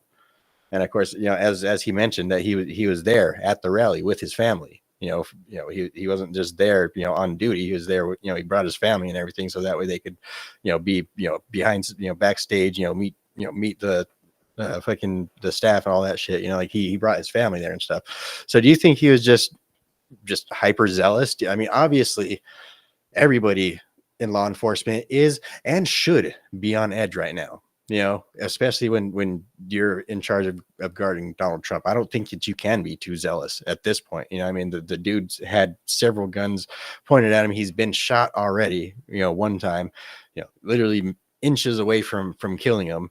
And like I said, it's as from articles, you know, coming out, the secret. I mean, even Mayorkas said that it's probably going to happen again. You know, uh, Yeah, you, yeah, like an interior investigation found that unless there's a complete revamping, that it can and will happen again. yep. And especially, you know, obviously, like say, it's California. It's not exactly like a Donald Trump stronghold, you know. I mean, I'm sure he's got plenty of supporters there. Obviously, plenty of people came out, but obviously, there's California is not exactly the least violent place around. You know, I mean, it's a it's pretty well known for being a bit of a rough area. You know, so it obviously you got to have some tight security there. Do you think, like I said, do you think he was just being overzealous, or do you think there's a different angle to it? Do you think like I said, I don't know. What do you think the was going through the mind of the sheriff at the time, and even Then I'm after? sure I'm very sure he could be overzealous. You know what I mean? And at the same time, he's also took a lot of flack for that video. I remember the video they were talking about. Took a lot of Mhm. shit for that video. And of course, you know, as a cop, you'd want to be that guy. That dude, I stopped this. You know, the assassin, what have you. So, yeah, that coupled with the fact that your family's there. I mean, you know, we know what happened last time. People, you know, got shot and killed in the crowd. Yeah, I mean that's a good possibility, but at the same time, he was already released, you know, you know, speaking on it. So there's, you know, some kind of mix up there, unless in, you know, in his mind he truly believed, like, I think that guy was here to kill Trump. You know, he just didn't realize, like, maybe he didn't believe his story or what have you. You know. Right. And then he even kind of doubled down at the press conference after the guy had already been released and all this information had already come out, you know? Like he kind of doubled down on the whole, like, oh, you know, like I'm pretty sure that we stopped another Trump assassination attempt, you know. Like I say, even after all the information came out. I mean, of course, it was still the same day, so maybe he didn't get to see the video responses or anything like that yet. But yeah, like I said, yeah, it seems like the dude was just being, you know, pretty, you know, overzealous about his position, probably trying to get a little bit in the spotlight. Maybe that's why he kind of doubled down on it afterward, was because he was trying to maintain that spotlight, you know. Um, but yeah, I mean, ultimately, like I said, seems like there's nothing to it, uh, really, you know, like in terms of you know, actual danger or threat, anything like that. Right, But like my even Luke knows him. Like there's pictures of him posted on the inner zones with Luke and shit, and you know yeah, he's like, yeah, it's, you know, he's a good guy. Like, you know, it's not even like that. He's been a Trump supporter for years. You know, same situation. but you hear the latest out now is actually turns out Tucker Carlson and Jordan Peterson are actually Russian spies. Trudeau Hilarious. testified to it himself. For real, Trudeau actually testified under oath that he believes Tucker Carlson and Jordan Peterson are being paid by the Russian government to push propaganda. Man, that's crazy shit, you know. Absolutely ridiculous. That guy's a fucking lunatic, man. Straight Yeah, up insane fucking hobbit, dude. You know what I mean? Cuban little bastard. And it's funny that you come out and say that about someone that's lived in Canada their entire lives and was a tenured professor at the University of fucking Toronto, man. You know what I right. mean? Like, dude, fuck. What are you even talking about? Yeah, fucking insane, man. He's Fucking sitting with these his people. rainbow socks and got his legs crushed, nuts crushed, legs crossed. You know what I mean? There's the Russians is. I believe that they're being paid by the Russians. Okay. Yeah, yeah. Fucking Canadians, man. But yeah. Anyway, so one part I wanted to get to: why would he bring fucking guns to a Trump rally? Now, that's fucking stupid.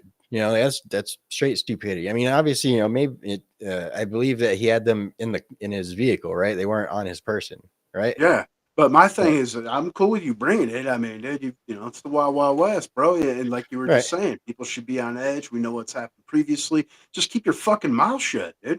Yeah. Like, you know what I mean? That's my thing. Like, why the fuck did you even say anything? Just go to Right. the rally, have a good time, and bounce out, man. Right. Yeah. I mean, like, it's I don't know how did they end up finding him?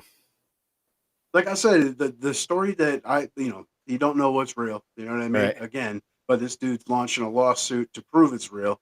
Like apparently he approached the police himself and said, I have firearms in my vehicle. Should I move it off the lot? Yada yada. And then, they rolled over, checked the shit, and started tripping. You know what I mean? And I mean, like I said, you don't know, but there's plenty of people that attest to this guy's character and the fact that he's a stand-up guy. And we'll see.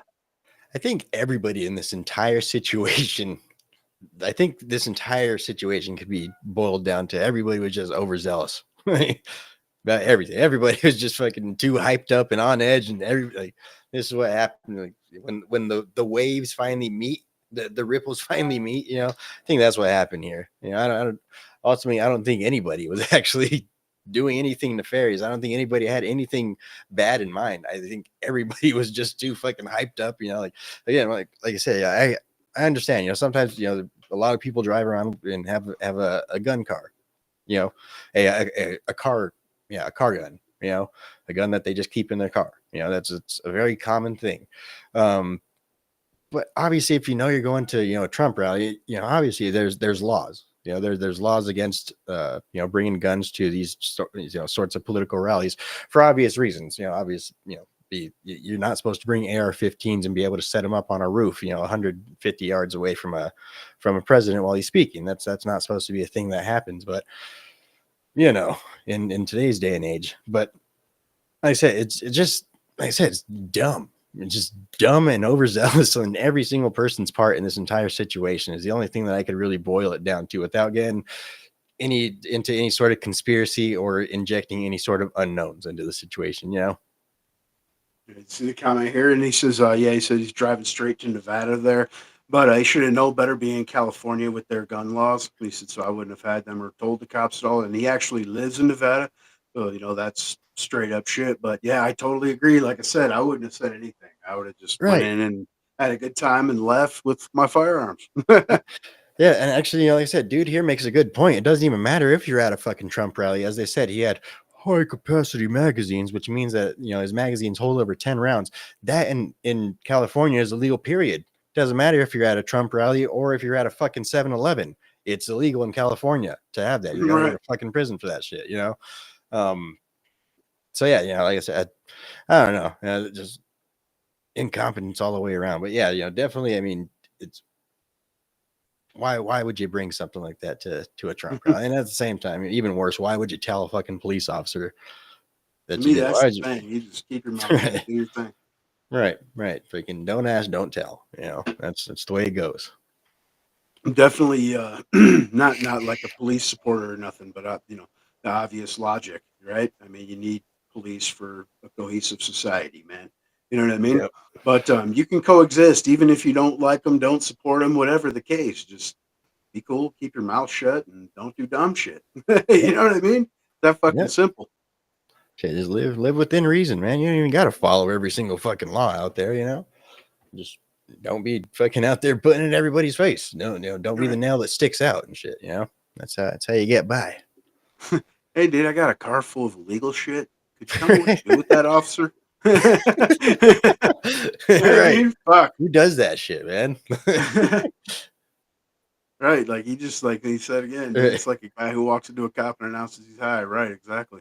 Right. Fucking ripped. I just smoked some crack, officer. But at the same time, that's not even illegal. You could totally do that. That's totally legal. As long as you don't have the crack on you anymore. Like you could literally be around the corner, take a fucking big ass rip off of a fucking crack pipe, pass it off to your buddy, and then walk around fucking the corner and just like, "Hi, officer."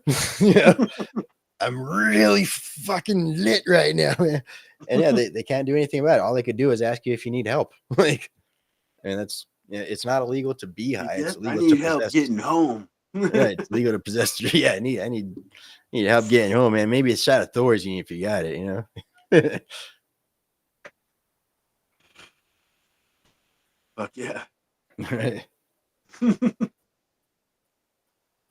But let's talk about old Nicaragua or Nicaragua or whatever the fuck her name is, Rhonda Haley, otherwise known as Nikki Haley. Rhonda. Right, Nikki Rondawa. All right. Um, or if you want to pretend to be, Americanized, Nikki. But anyway, so Nikki Haley has a possible October surprise. Right? What's what's your thoughts on that? Obviously, we know, you look back in the previous videos, especially during primary season, you know our thoughts on Nikki Haley. But what's your thoughts on Nikki Haley as a October surprise? I think it's absolutely horrible. I hope it's conjecture. I hope someone's just talking out of their ass. You know what I mean? But it's in the headlines that there's some kind of negotiation going on or some shit where she's going to come on the stump for him and try to get that soft Republicans and the whammons, right? Because you see the vote totals for Democrats, and it's like their party is almost 70% non-married women. So, fuck. Hey, I guess that's the only way to try to appeal to some that may still be on the fence. At this point, if you're still on the fence, fuck. I don't Yeah, even know what to say. You know what I mean? You just want a continuation of the last 4 years. I know right. my checks have gotten smaller, so Yeah, it's my checks definitely have a gotten thing if I'm smaller, not and a my millionaire. grocery bill's gotten bigger. Yeah, yeah, and rent's gone up, everything. I mean, Yep. it's if that's what you want for not only you, but even worse for your kids. Fuck, keep voting for communists, man. And Right. you see, they just announced another 300 and some $1 million fucking throw out to Ukraine. And again, if you think that's not going to cause more inflation, you're the one smoking the cracks.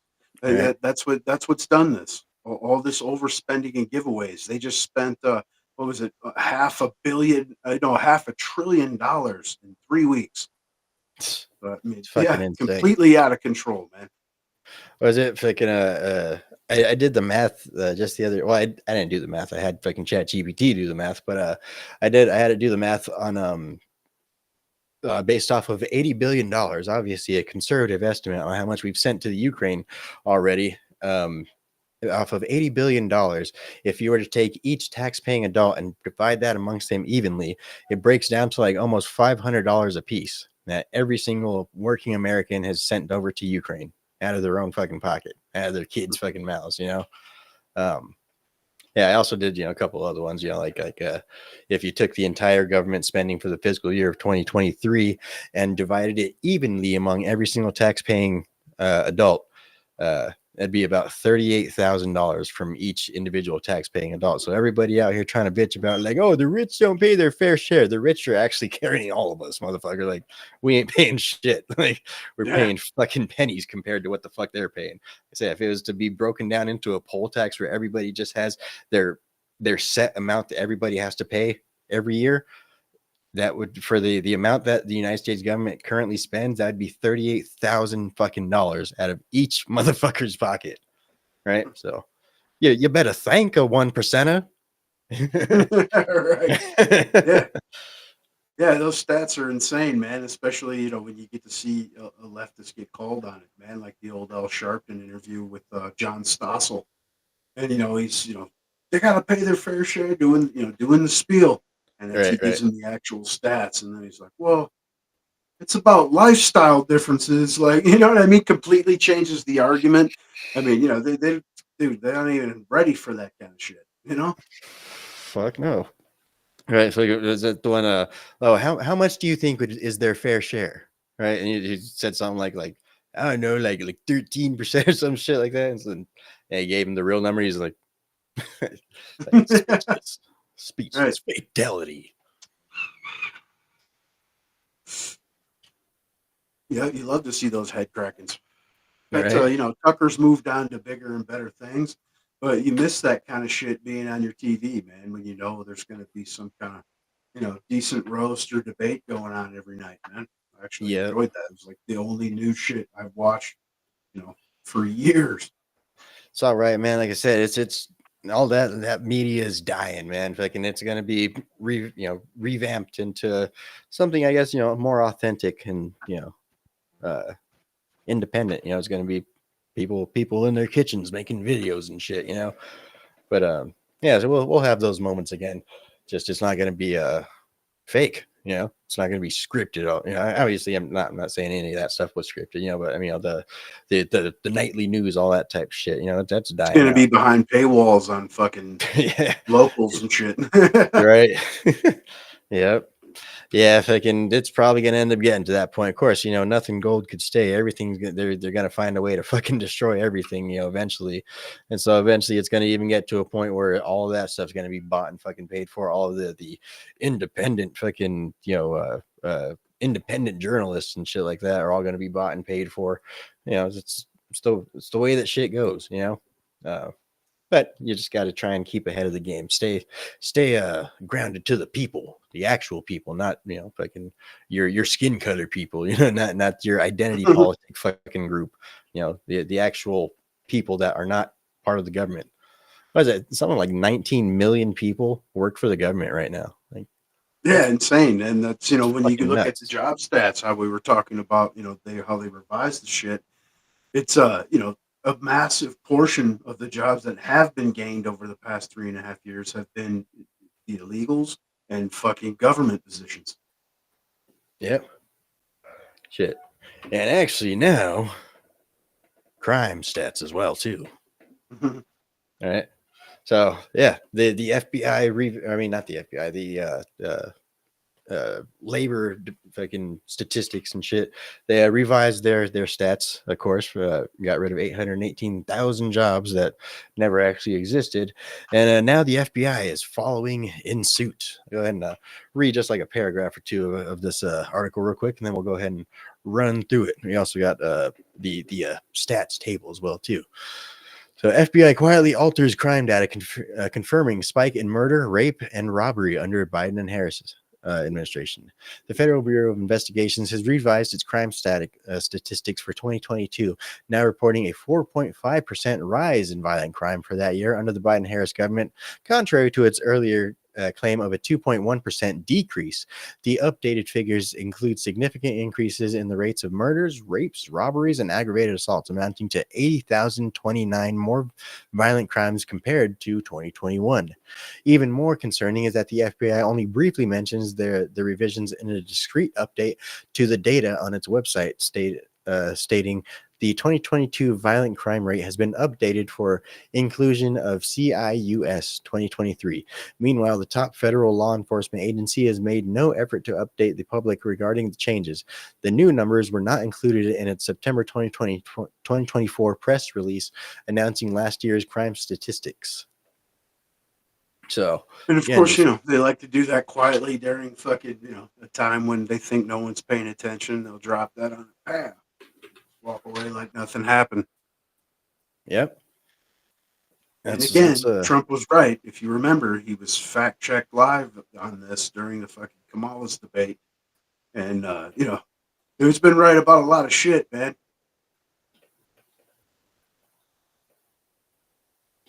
I'm trying to pull up my computer's going slow. I'm trying to pull up the stats real quick. Try this tab instead. Bam. So I don't know if you could actually read the ones at the bottom there. Go ahead and read the first 4 or 5 that it covers. So the first column is violent crime rate. The second column is a murder and non-negligent manslaughter rate. The third is rape revised definition, rate 3. Rape legacy definition, rate 4 for the fourth one. And then the fifth one is the robbery rate. And then, of course, you can see the other ones: aggravated assault, property crime rate, burglary rate, larceny theft rate, motor vehicle theft rate. So these are the revised stats. You want to go ahead and break this down a little bit? Obviously, thousands of more fucking crimes than, they originally reported. And not to mention, there's still wide swaths of some of the most populated areas in the country, like in California and New York, that aren't even relaying these stats to the FBI anymore. It's like a revised system.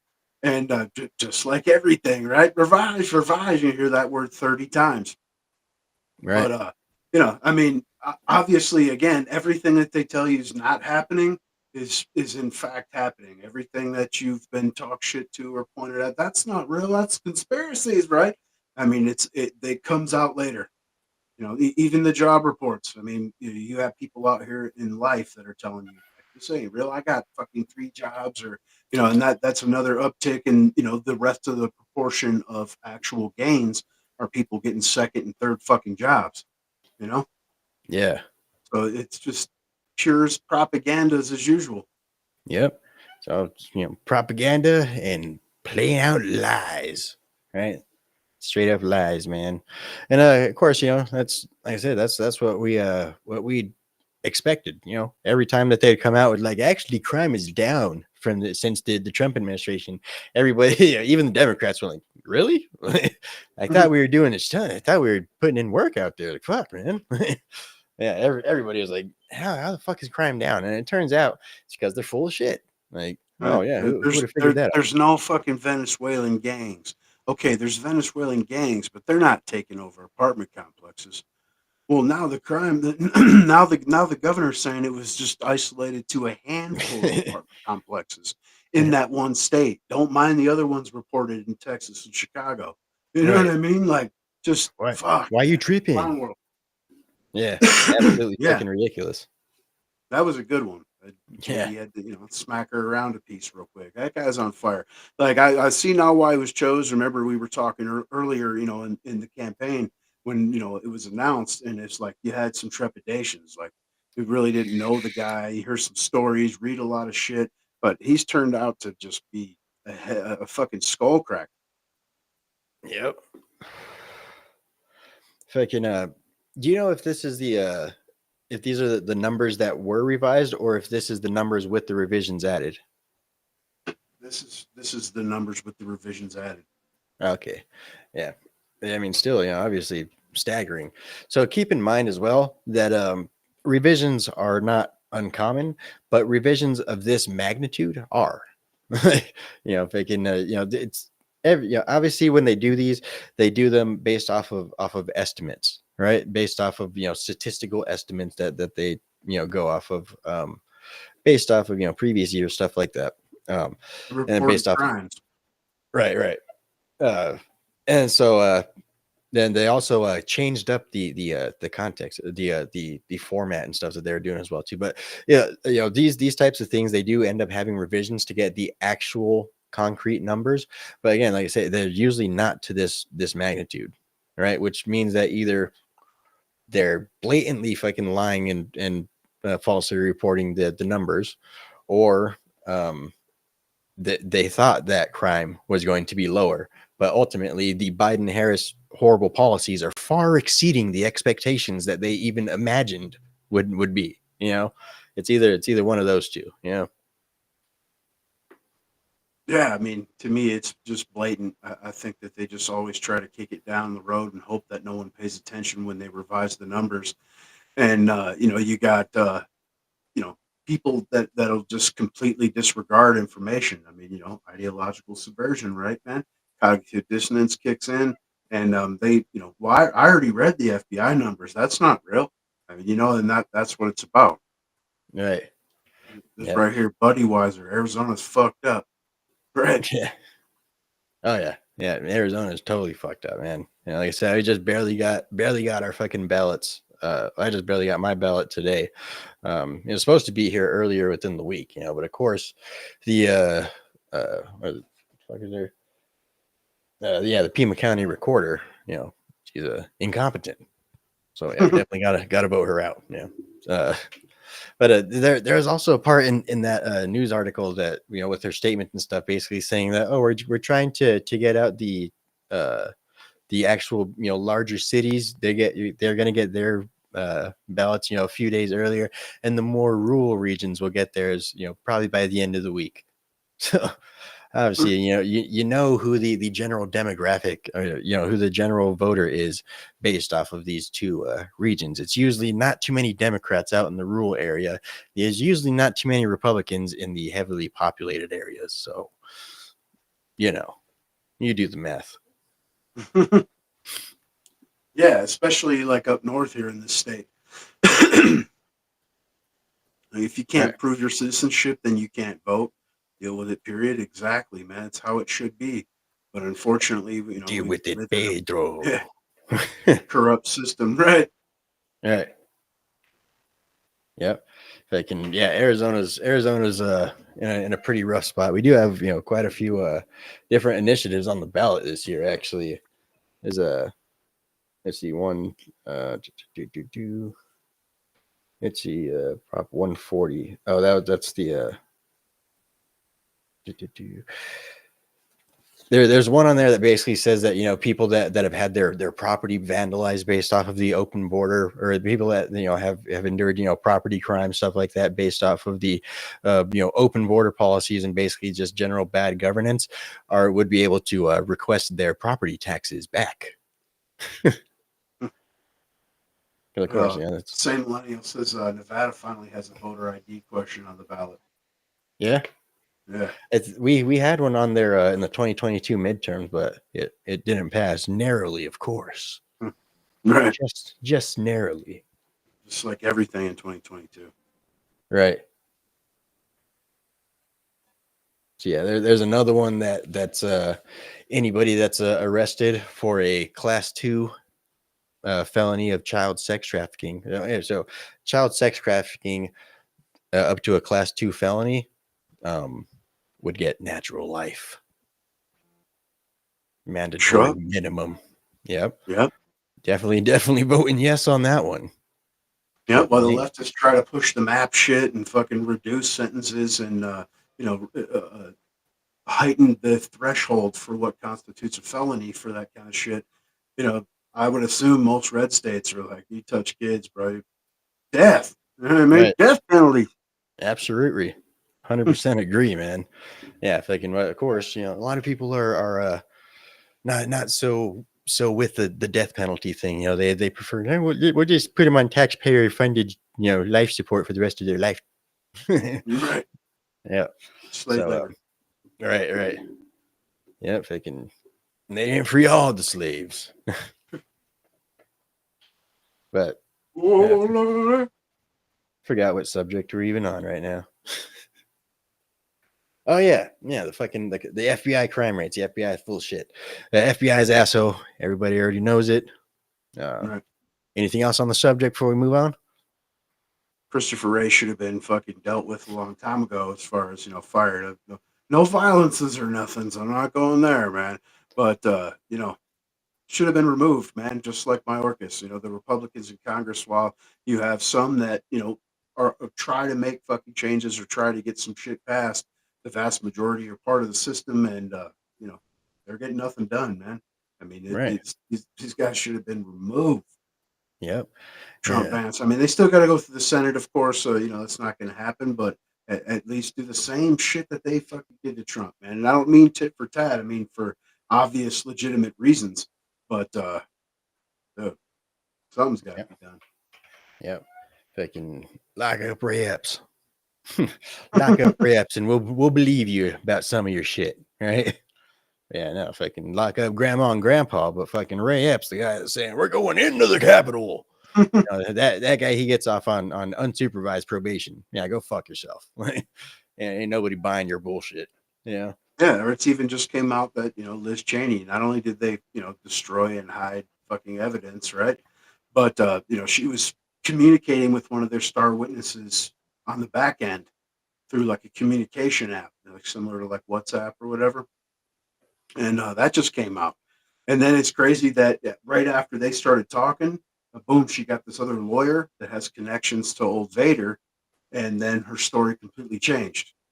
So I mean, that whole thing's a fucking sham, and it just keeps coming out. And obviously, that's why they're going to the lengths of the shenanigans that they have to try to prevent Trump from coming back into power, to not only expose it, but have the possibility of laying down some serious justice.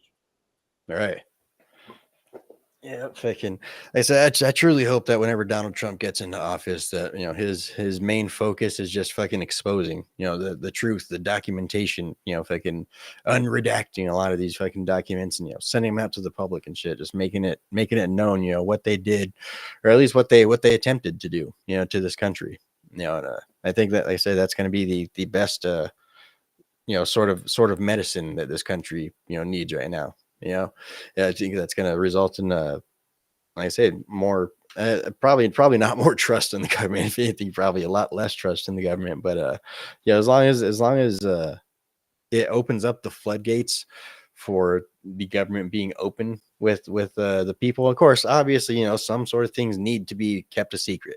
I ain't trying to say fucking, like, oh, fucking reveal every fucking thing. Reveal the secret plans that we have against other countries and all that shit. Like, Right. we want to vote on that. Like, no, obviously some shit needs to be kept in secret. But just the amount of like, basically anything really dealing with us domestically with American citizens, that you got to release that type of shit. You can't just fucking investigate your own fucking citizens, wiretap your own citizens, and just expect to just fucking sweep it under the rug and nobody's gonna ever wonder about it. Like, you gotta fucking, like I say, expose what the fuck the government is doing to their own people. Like I say, when it comes to dealing with foreign nations abroad, fuck it, keep that shit under lock and key. We'll make sure that we send people to Congress that are able to vote on whether or not we go to war. Like, let's get that back going again. To get that going again, expose a lot of this fucking bullshit that they're doing. I think that's going to be probably the best things that Donald Trump could get accomplished.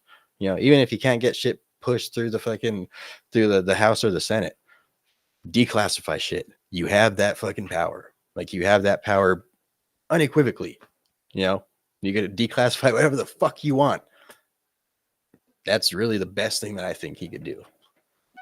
I'd just like to see some impartial, actual investigations, police work, man.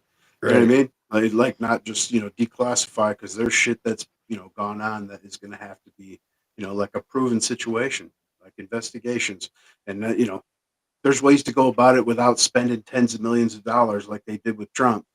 But, there's shit that needs to be put out just for the simple fact that, for the health of the country. Like, look, Right. nobody's Nazis. No one's coming to get you. There's no fucking ulterior motive beyond fucking leave me the fuck alone and unleash the American economy. You know what I Right. mean? Yeah. But he says he's going to be dictators day one. Yeah. Yeah, Fucking like Camel in there. Like he said, he's going to use, the military on people that disagree with him. He's going to jail them. Like, when? right. Fuck, play the clip. Post it on your fucking HQ page. Let's see it. Right. I like how the Democrats are like, oh, he said he's going to go after his political opponents with the government and stuff. Like, that's what you guys are doing right now. It's what you've been doing for the last 4 years. That's your entire fucking shtick. That's your thing. So one thing I do kind of wonder though is how, again, like we've talked about before, the whole mass deportation thing, obviously absolutely necessary for our country, but the lefties are going to fucking use that as their optics all day long. Like, oh, he's revising concentration camps and shit, even though it's fucking the Obama made fucking cages and shit. It's they're going to be doing that all day long. So I wonder how they're going to spin. I mean, obviously not spin, but basically I guess, yeah, spin, when Donald Trump basically exposes what these people were doing and basically, tries to bring down justice upon them. Whether, obviously they're going to try and, oh, see, we told you he's being a fascist and he's trying to lock up his political opponents and shit, how do you think that they're going to end up swinging that one, I don't know how you can. Like, I honestly don't. You know what I'm saying? I mean, we've seen real weaponization of government, absolute communist fucking tactics. I don't know how you spin that. You know what I mean? They've tried, and obviously it hasn't worked. You know what I mean? Like he's gained, even just on CNN, they were saying like Trump's more popular now than he was in 16 or 20. Like this shit, it's not working. You see the comment? It's exactly. Some people are so propagandized, though. That's severe cognitive dissonance. The fucking repercussions of ideological subversion, and that's why they go after your kids. Yep. That's another communist tactic. You can't have communism without the minds of the children, man. That's why I say any true change is going to take more than a term, more than 2 terms.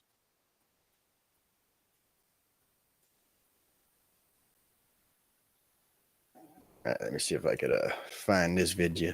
But of course, like I said, it's going to take some time. That's why obviously this thing needs to become a movement. Like I said, in terms of how it's going to be spun in the mainstream media, people should stop watching mainstream media. That's what we need to make happen. That's on our end.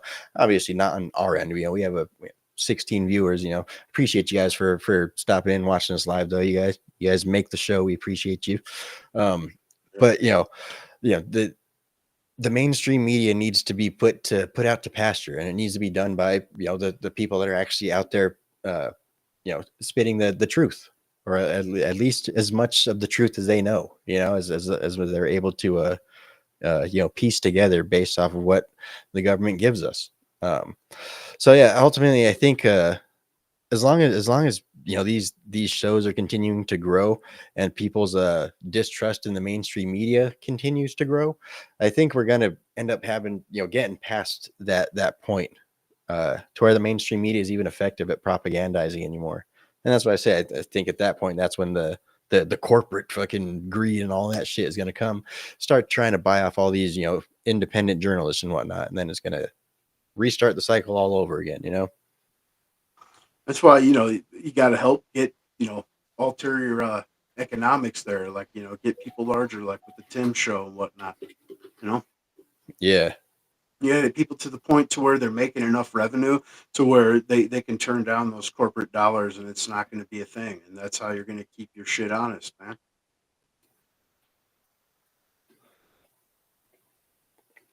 All right, so let me switch over to this. It's a good comment here from Sam Millennial. Says, yep.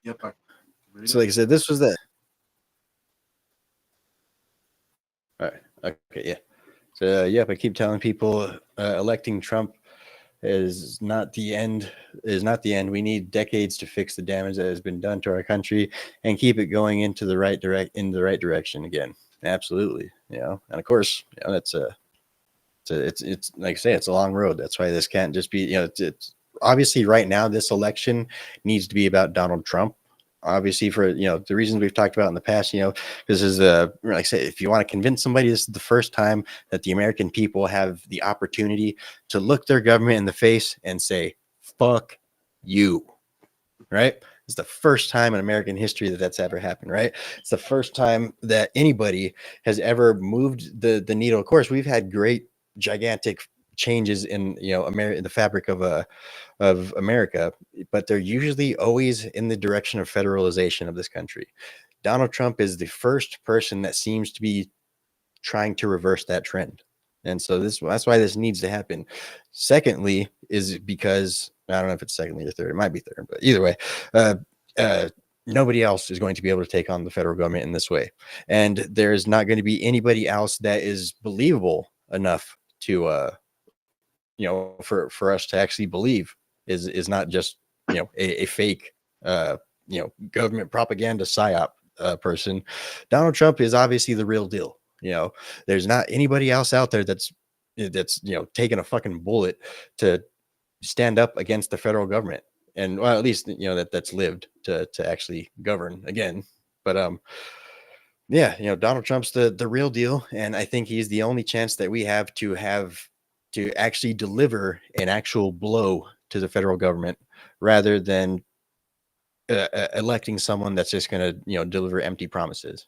Even if Donald Trump's not able to accomplish much based off of the what he has working against him, just this act in general it's like I say, it's bringing a lot of awareness to people. And like I said, just this, it's the American spirit. It's American defiance in action. It's basically like I say, the first time that we actually have the chance to say, look at our government and tell them to go fuck off.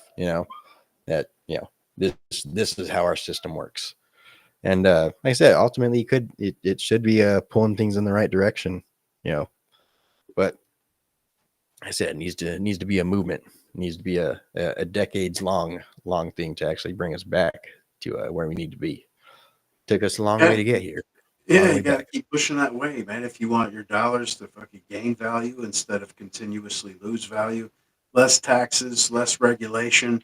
I mean, like you just said, even if Trump doesn't get all that done, it's the movement. That's why we have stressed for a couple of years on this show is that it's not about the guy, it's about the movement, the sentiment, the aligned fucking interests, and I know I'd live better with less taxes and regulation in my life. Yeah. Yep. And like I say, it really took this ultimately stuff that we've had going on with Donald Trump. I don't even really know how to describe it. Just the shakeup that Donald Trump has brought to make this happen. Of course, ever since Donald Trump has been on the scene, the Democrats have not focused on anything else. They have not come up with any new policies. They have not, brought forth any new shining stars, anything like that. There is nobody on the Democrat side that has anything to say other than, yeah, but Donald Trump. That's literally the only position that they have. And it's because they've been focused on that for a decade now. Right. And really that's kind of what it took to show what their priorities actually are. Their priorities are not the people. Their priorities are power. Is expanding government's power. It's just they're trying to do it one step at a time. Like Donald Trump came, put a fucking wrench in their gears, and now they're doing everything that they can to get rid of this man. Yeah, and it's because obviously being an ex-Democrat himself, right? Big money New York Democrat, and moving over to that, to the right, he really didn't even move. It was just that the party went so far to the left and has lost their mind that it exposes that, and that's the same reason that they hate Tulsi. To say, with RFK. I mean, anyone. It's not just a step off the plantation. It's you didn't catch the mind virus and descend into madness with us, so you must be against us. And that's what it is, widespread. I mean, you see it constantly. I mean, whether it's the inner zones, even movies and shit at this point, it's all just filled with pure hatred and anger towards half of the population or more, just for the simple fact of Trump. I mean, that's fucking insane. That's wow. You never think that you'd be in America saying this kind of stuff. And how can you call yourself a free society or anything like that when there's, blatant communist tactics and fucking just trash? Yep. If I forget the dude's name, I think it was Huey Long or something like that. He was a Democrat governor of Louisiana back in the like 50s or 40s, something like that. I remember he said, well, I don't remember, obviously I wasn't there, but I read in a book that he said, if fascism ever arrives in the United States, it will arrive in the form of anti-fascism. It sure has. That guy fucking nailed it on the head, even for a fucking Democrat. Of course, as the Democrats were the up and comers at that point, they were on the upslope. Yeah, and not to mention Tocqueville, predicted the descent. 150 years ago. You know what I mean? Yeah. 200 years ago. That's another thing contributing to the downfall and the moral rot that is America would be this right here. Right. So we have this one from Charlie Kirk. I'm pretty sure there's a whole bunch of people that have stuff to say about it, but unbelievable. As Kamala is on stage fear-mongering about abortion, someone shouts out, "Jesus is Lord," to which she replies, "Oh, I think you guys are at the wrong rally." Christians are not welcome in Kamala's Democrat Party. Vote accordingly. So let's go ahead and check this out real quick. Like I said, they kind of enhanced the audio and stuff a little bit. Like I said, when I was listening to it earlier, I listened to it a few different times, and I can't really hear it, but check it out. We'll replay the spot a couple times. Let me know what you guys think.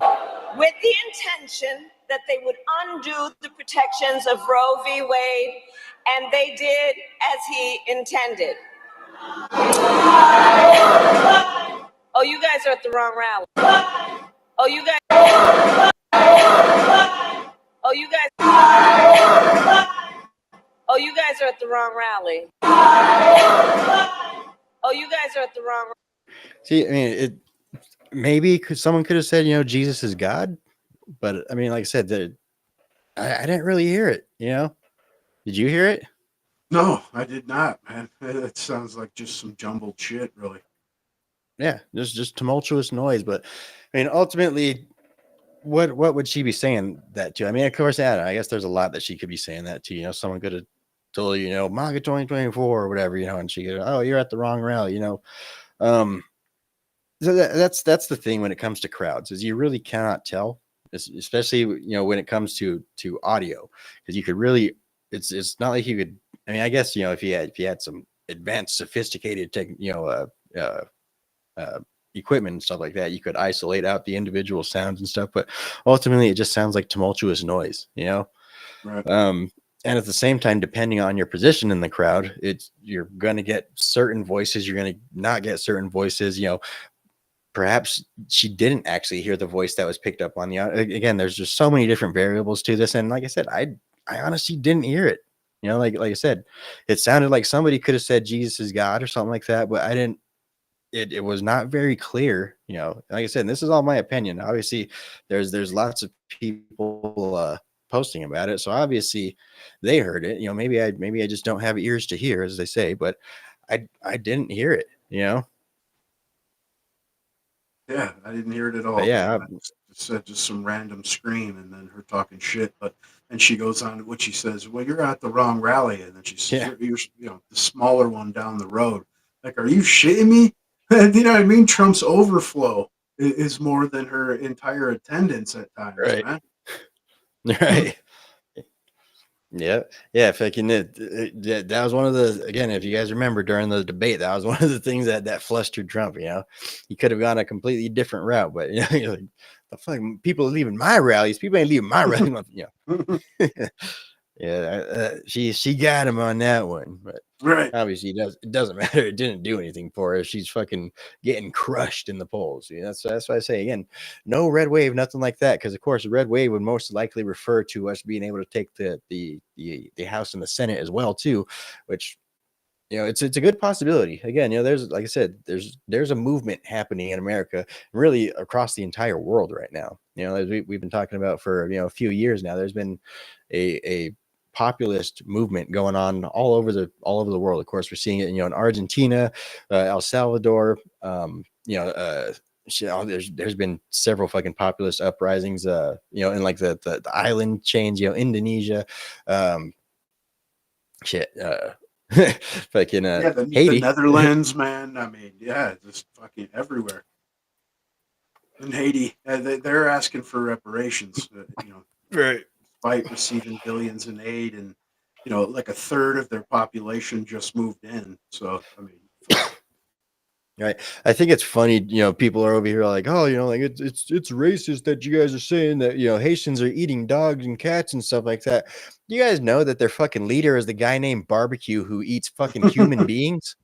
Right. That's the leader of fucking Haiti. I don't know if he is still anymore, but during the whole Haitian revolt thing that just went down a couple years ago when they overthrew the government, that was the guy that basically stepped up and took control for a good little while. It was a guy named Barbecue who was named that because he's known for eating the flesh of his enemies. But no, they wouldn't eat dogs and cats though. Just the flesh of their enemies. That's a dominance Absolutely not. thing. Draw the line there. Right. They draw the line at fucking dogs and cats, even though there's no dogs and cats on the entire fucking island. And it's not like they're just not, they were never there. It's not like nobody's ever brought a dog or a cat to Haiti. They're just not there anymore. Yeah, fucking clown world, man. Clown world. Yeah, I mean, you've seen, Man versus Food, or what is it, Strange Food, stuff like that. I mean, people eat that kind of shit all over the planet, and but not the Haitians though. They wouldn't do that. It's like, I mean, dude, when you're in a third world country and you're worried about whether you can feed yourself at all, fuck, dude, I'll eat a goddamn cat or a dog if I'm starving, man. You know what I mean? Like, Absolutely. and you got to understand that's one of the poorest places on the planet. Mm-hmm.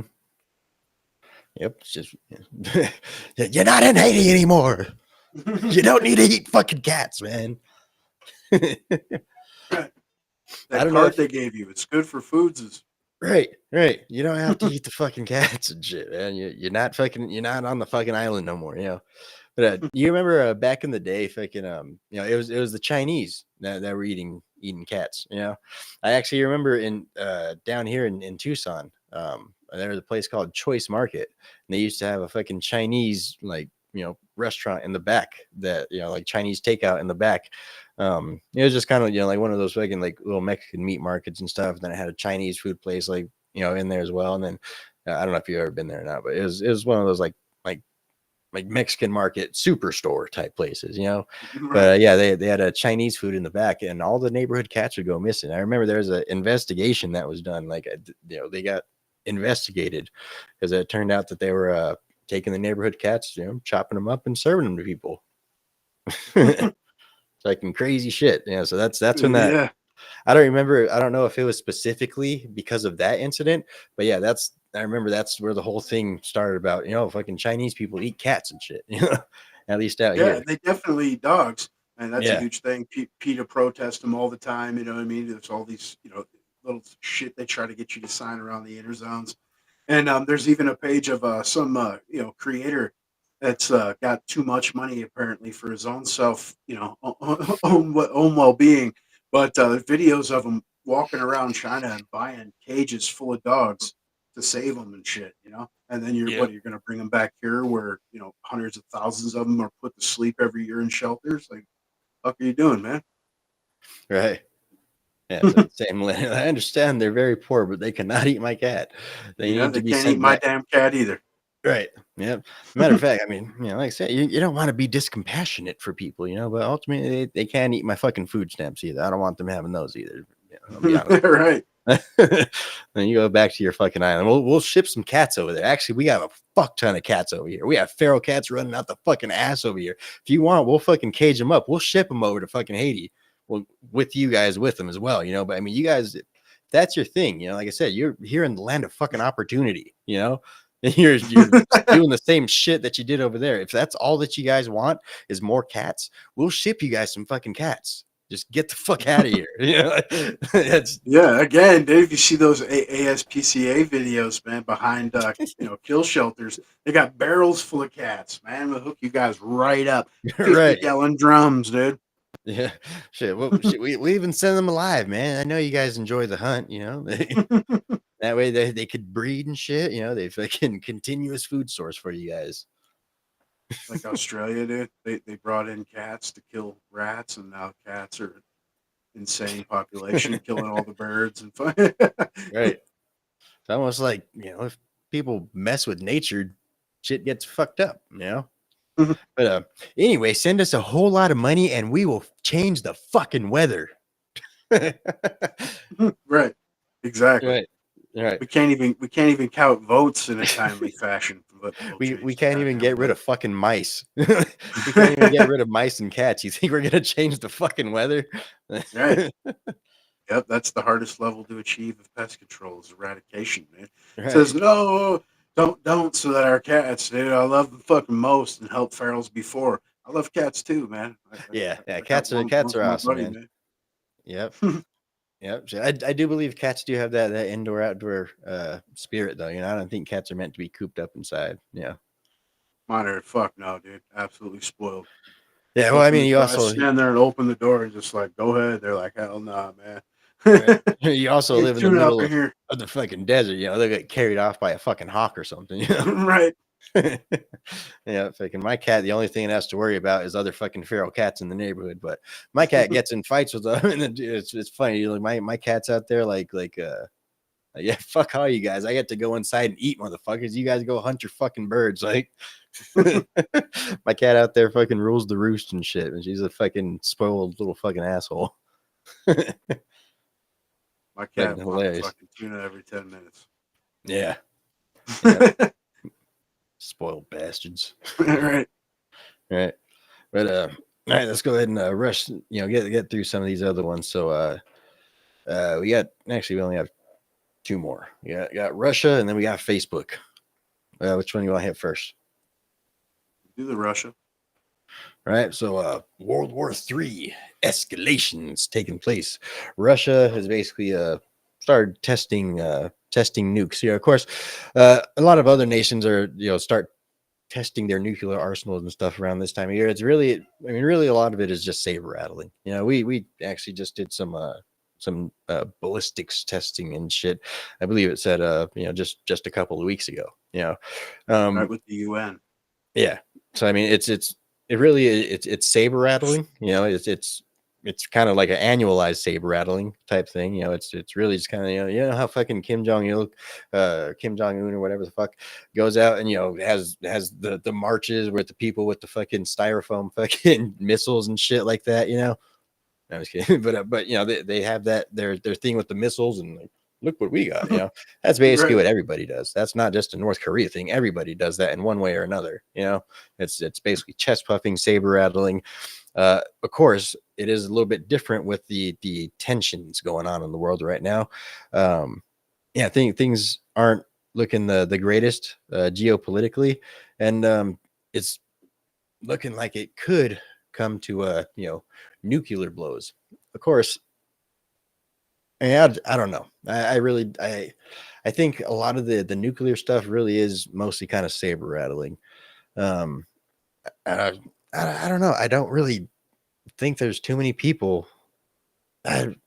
It's hard to say, man. It's really hard to say as to whether or not humanity would actually shoot itself in the head just to prevent losing territory and shit. Yeah, but fucking reptilian side due to hunger and self-preservation, or even just a retribution. You know what I mean? It's someone like a dictator like Putin seems to love to remind the world that we're the most nuclear armed country, and we will use this shit. You know what I mean? And Yeah, we if have he, I nukes in think every if he skies felt for like, you. yeah, I think if he felt like, man, not only am I gonna lose, but they're coming for me, or it would maybe might pop one off. Yeah, yeah. They say, But either way, the so-called leaders of this country are just pushing that forward. I mean, obviously, peace deals could have been worked out. They were on the table previously, to where Ukraine was actually, old Zelensky was actually going to sign it, and then you got Boris Johnson coming in, and and then Anthony Blinken, and then of course, Biden doesn't even know what the fuck he's doing. He's just signing off on shit. Like, go ahead, okay, I'm gonna go. right. He probably has no idea. It's an auto pen at this point, I'm sure. But you know, obviously the laundromat, but also testing, just pushing us in that direction. And of course, it's the same in the Middle East.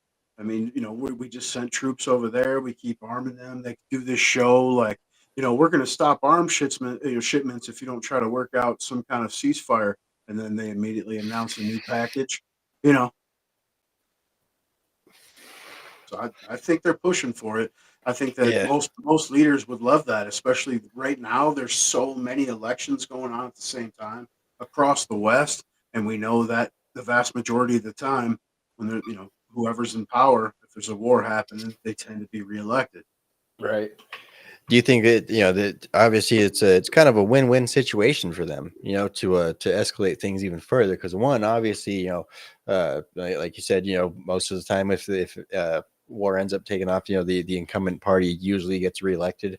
But at the same time, oh fuck, I forgot where I was gonna go. But let's see. So You're gonna go with it, leaving it for Trump. Like, look, Trump did it. yes, that's what it was. That's what it was. Is they also want to leave Donald Trump a gigantic fucking mess, But again, that could backfire on them as well too, because as we know, Donald Trump has mastered the art of the deal.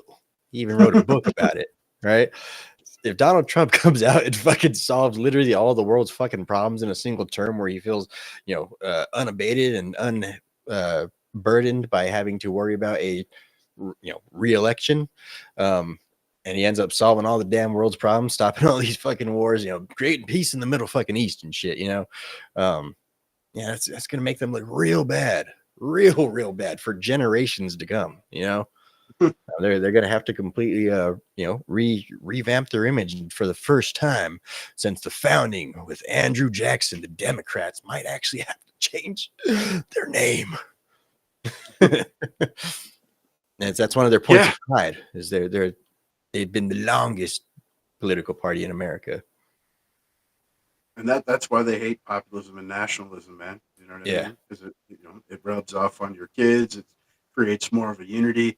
I mean, on and on. National pride is something that they don't want you to have. Yep. And that is what we call the enemy within. Exactly. All right. But yeah, so I mean, obviously, like I say, Russia escalating shit. Everybody kind of saber rattling right now. A whole lot of instability in the world right now, especially with things in the Middle East. United States is offering a temporary protective status for what was it, up to like 2 years or a year or something like that, for these Lebanese asylum seekers, I guess, essentially. I mean, it's funny. They don't actually call them asylum seekers when they're actual fucking asylum seekers, but when they're just illegal fucking immigrants, they call them asylum seekers now. Everything that they do is so fucking backwards, But I mean, I guess they're fleeing a fucking war-torn country. They'd technically be considered asylum seekers, but at the same time, that really counts for the nearest neighboring country that's able to take them in. So that's not the complete other side of the globe, but yeah, nonetheless, tensions are ratcheting up real quick. We're bringing all of the fucking these people into America. We've let people in that have already been plotting terrorist plots against the elections. We've already let in people that have come and murdered fucking American citizens. We've let in a lot of people, and we've pissed off a lot of people during this administration. And I think that they're just trying to set that on Donald Trump's lap. Like I say, it could go either one of two ways. It's either gonna, the United States is gonna fall while in the hands of Donald Trump, or Donald Trump is going to be the fucking savior of, I guess the whole America. I mean, beyond that, like I say, if Donald Trump comes in and fixes all this shit, he saves the world, like Yeah, I mean, not, but it's, I mean, with hyperbolically, America though, it's literally. like so goes America, so goes the West, man. I mean, Yep. like the West is so heavily invested. You know what I mean? In America, it's like, Yeah. not to mention the protection aspect. I mean, they've saved on their gross domestic product for many years. We saw, again, Trump changed that with people kicking in for the UN and basically relied on us for defense. As you see, they still do. We got troops all over the fucking place. You know what I mean? As Camel tells you, there's no troops, American troops in active battle zones. And then they announced that not only are people already making videos, soldiers like, what is this? But then they announced, we're sending troops to Israel's. Right. Yep. We've already fucking had joint strikes with Israel on what is it? Fucking Syria, Lebanon, both. I'm Yeah. pretty sure it's both actually. But yeah, fucking And they're going after the Houthis. They're not even going after like, the actual stem of the, terror or attacks, whatever you want to refer to it as. They're going after Houthis. These are like broke third world cats that are being handed weapons and, go destroy some shit. They got more than you. They stole your lands. You know what I right. mean? When they got an average IQ of like, what is it? Fucking 68 to 82 or something. I mean, really, I mean, that's, statistics, dude. That's on Statista, as a matter of fact. And dude, it's that's how you create zealots. Yep. Really. Yeah, fucking, and you gotta be fucking low IQ to follow Muhammad. Yeah. Not even necessarily. I mean, Nah. it's just the way that they morph the meanings of things, and I mean, not that it hasn't been done to anyone else. I'm sure it's been out throughout history, but you got that lower IQ, you'll follow things that seem completely illogical, like to the point of blowing yourself up and shit, man. You know what I mean? Yep. Shit, we've seen it.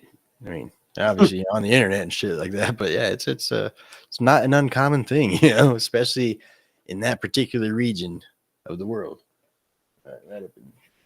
For thousands of fucking years, man. Yeah, that region right about there.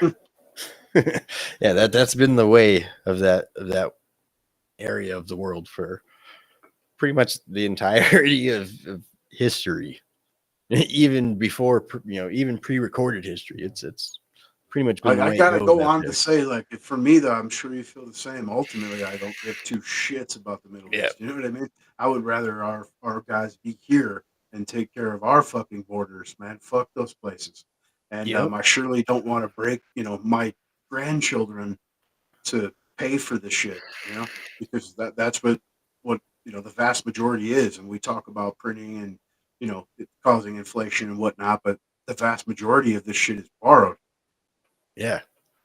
Yeah. Borrowed or just spent on deficit. Yeah. Yep.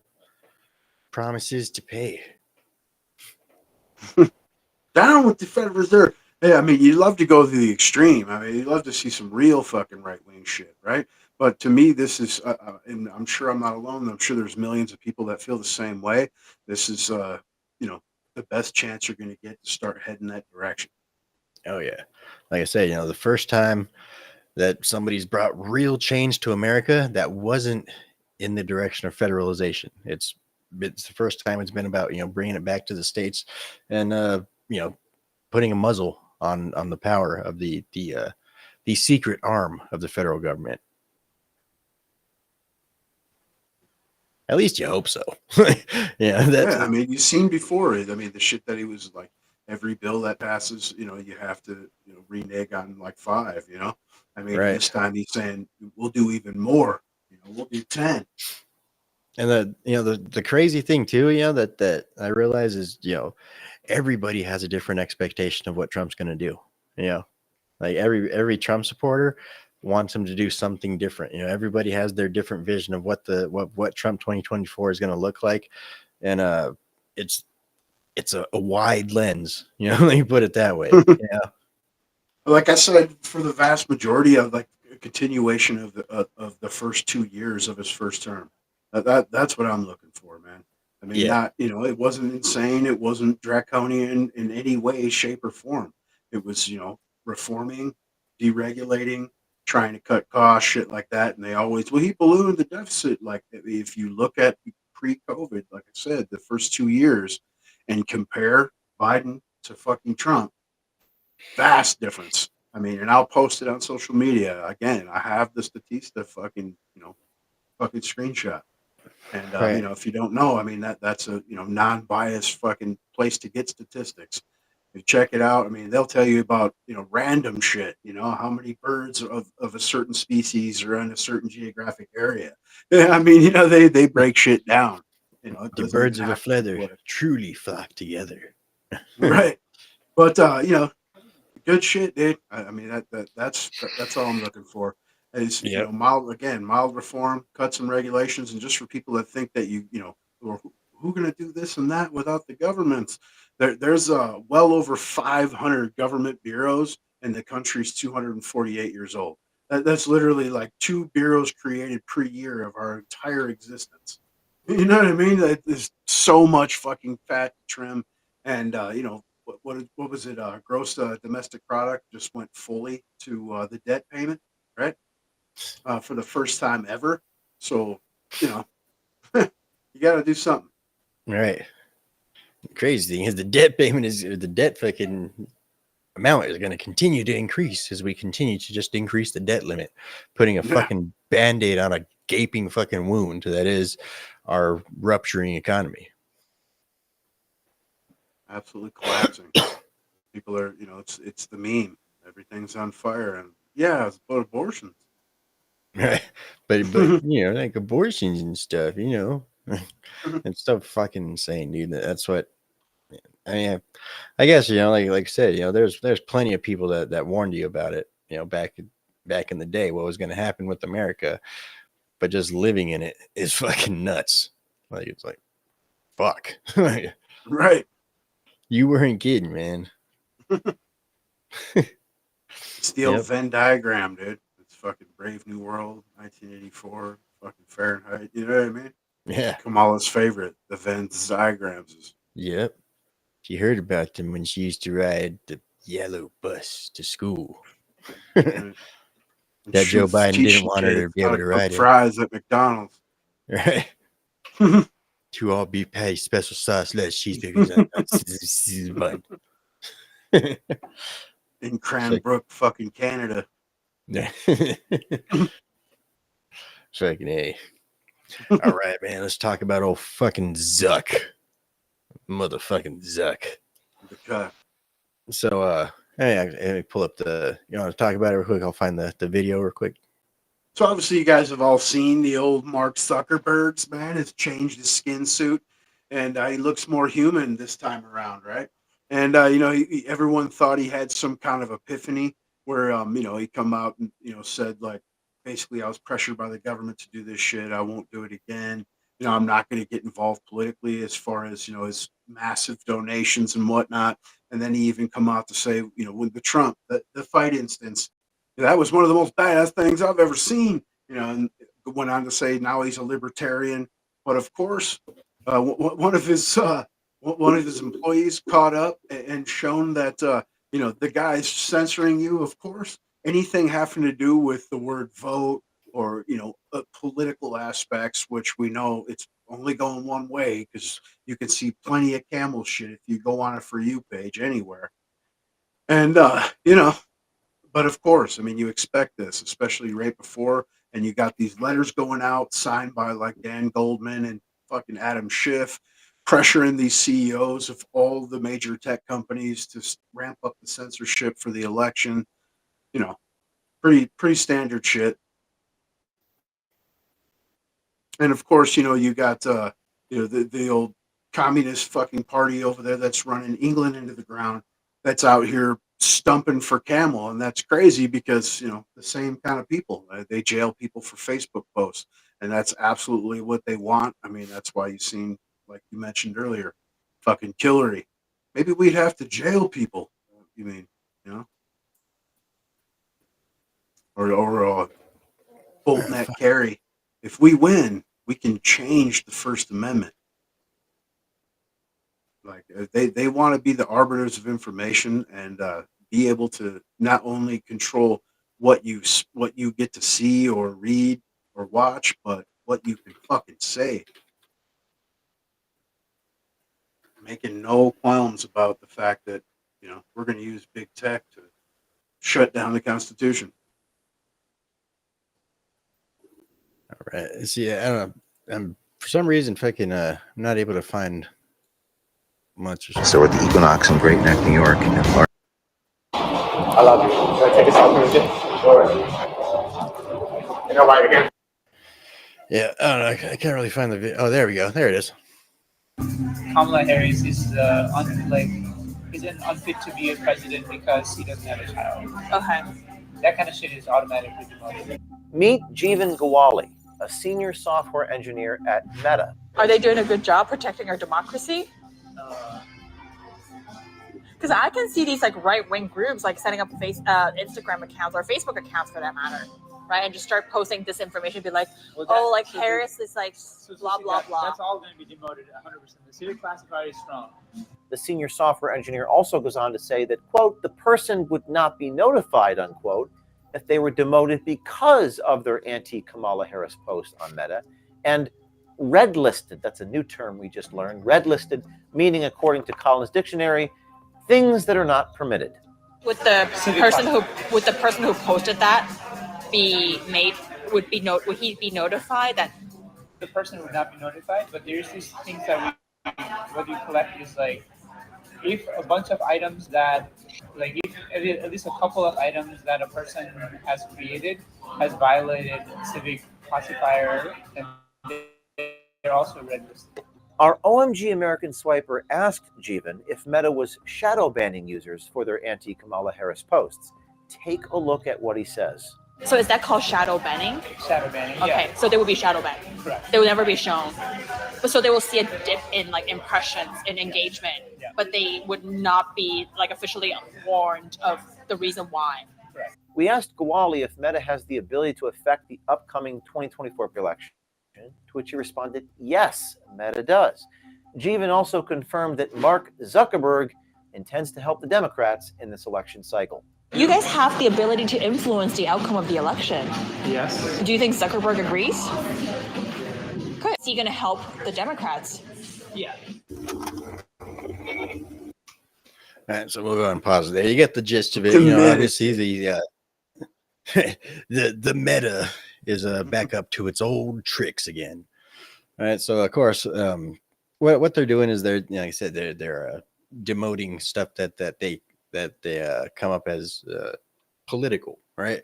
I forgot the term you used for it, like civil or civic, something like that, right? But yeah, so basically anything that you post that's political, they're going to go ahead and get rid of. And as we mentioned earlier, there's not too many people posting too many positive Kamala stuff right now, so they're not going to be pulling down too many Kamala stuff. It's going to be really pretty kind of one-sided, and you're really not going to be able to get a feel for how things are going. They're really, as you said, it's the government. They need to get rid of your opinion. They have to make sure that you cannot communicate with each other. They have to have total control over who's allowed to say what information gets out to people. And this is all a part of it. Absolutely, man. Like I said, they want to be the arbiters of information and speech, and they want to be able to compel speech. You know what I mean? And I've seen this personally. Like my Instagram, for instance, like I'll lose like 5 subs a day. Like I'll have a constant people where people be this person followed you due to this reel or what have you, and then the count always just goes down. You know what I mean? Like they're definitely fucking just unsubbing people and hiding my shit. So, it's pretty obvious to anyone that posts even remotely, regularly or whatever. But, pretty fucked up, man. It really Yeah. is. I mean, yeah, like I said, you expect of these lizards, especially, fucking leftists and whatnot, because everything's offensive and fucking hurtful, right? But, you know, dude, there's got to be a standard. And especially with the way the laws are written, right? What is it? Section fucking, what is it? 203? 230. 230. There you go. And Yeah. fucking dude, I mean the way it's written, it's either you're a platform or a publisher. It can't be both, And how now you got these leftist politicians like these people have responsibilities. They don't. They're fucking CEOs of companies. The responsibilities is to, reward fucking shareholders and, you know, make money. I mean, that's the Yeah. whole point of fucking having a business.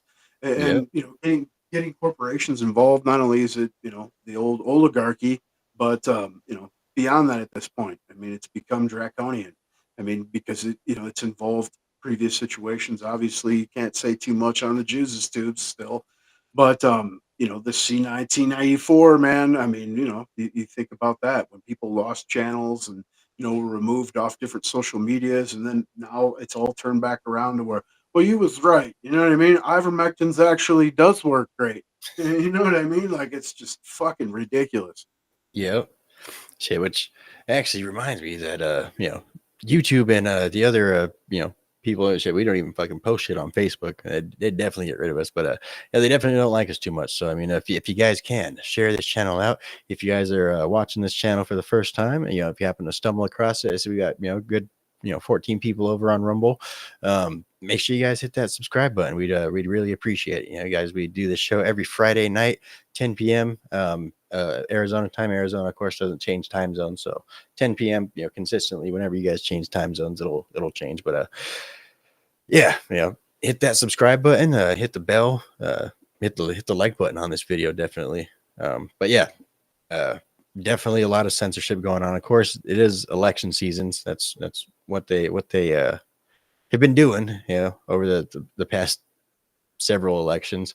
So yeah, just like I say, it's really all about the information, and it's about actually talking to people at the same time too. I mean, everybody could just post wildly on the internet. Everybody could share clips and stuff like that, but it's just getting to people that in this world, like actually people that you're able to have a conversation with, and people that know you're not just some fucking random person on the internet.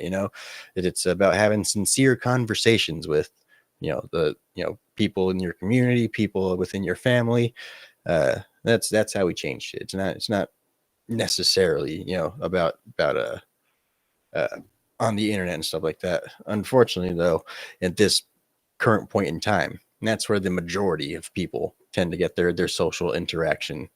But really, it's about making actual living connections with people and stuff. Yeah, that's communities. I think I went on a Kamala rant right there. I don't know, I'm pretty fucking. Me too. I'm Blaze, man. Good night, dude. Good show. Appreciate Yeah. everybody fucking rolling in, man. Yep. Have a good night and come back next Friday. Yep. Like, subscribe, share, subscribe. Let us know what you guys think in the comments, of course. And as always, fuck off. Fuck Facebook.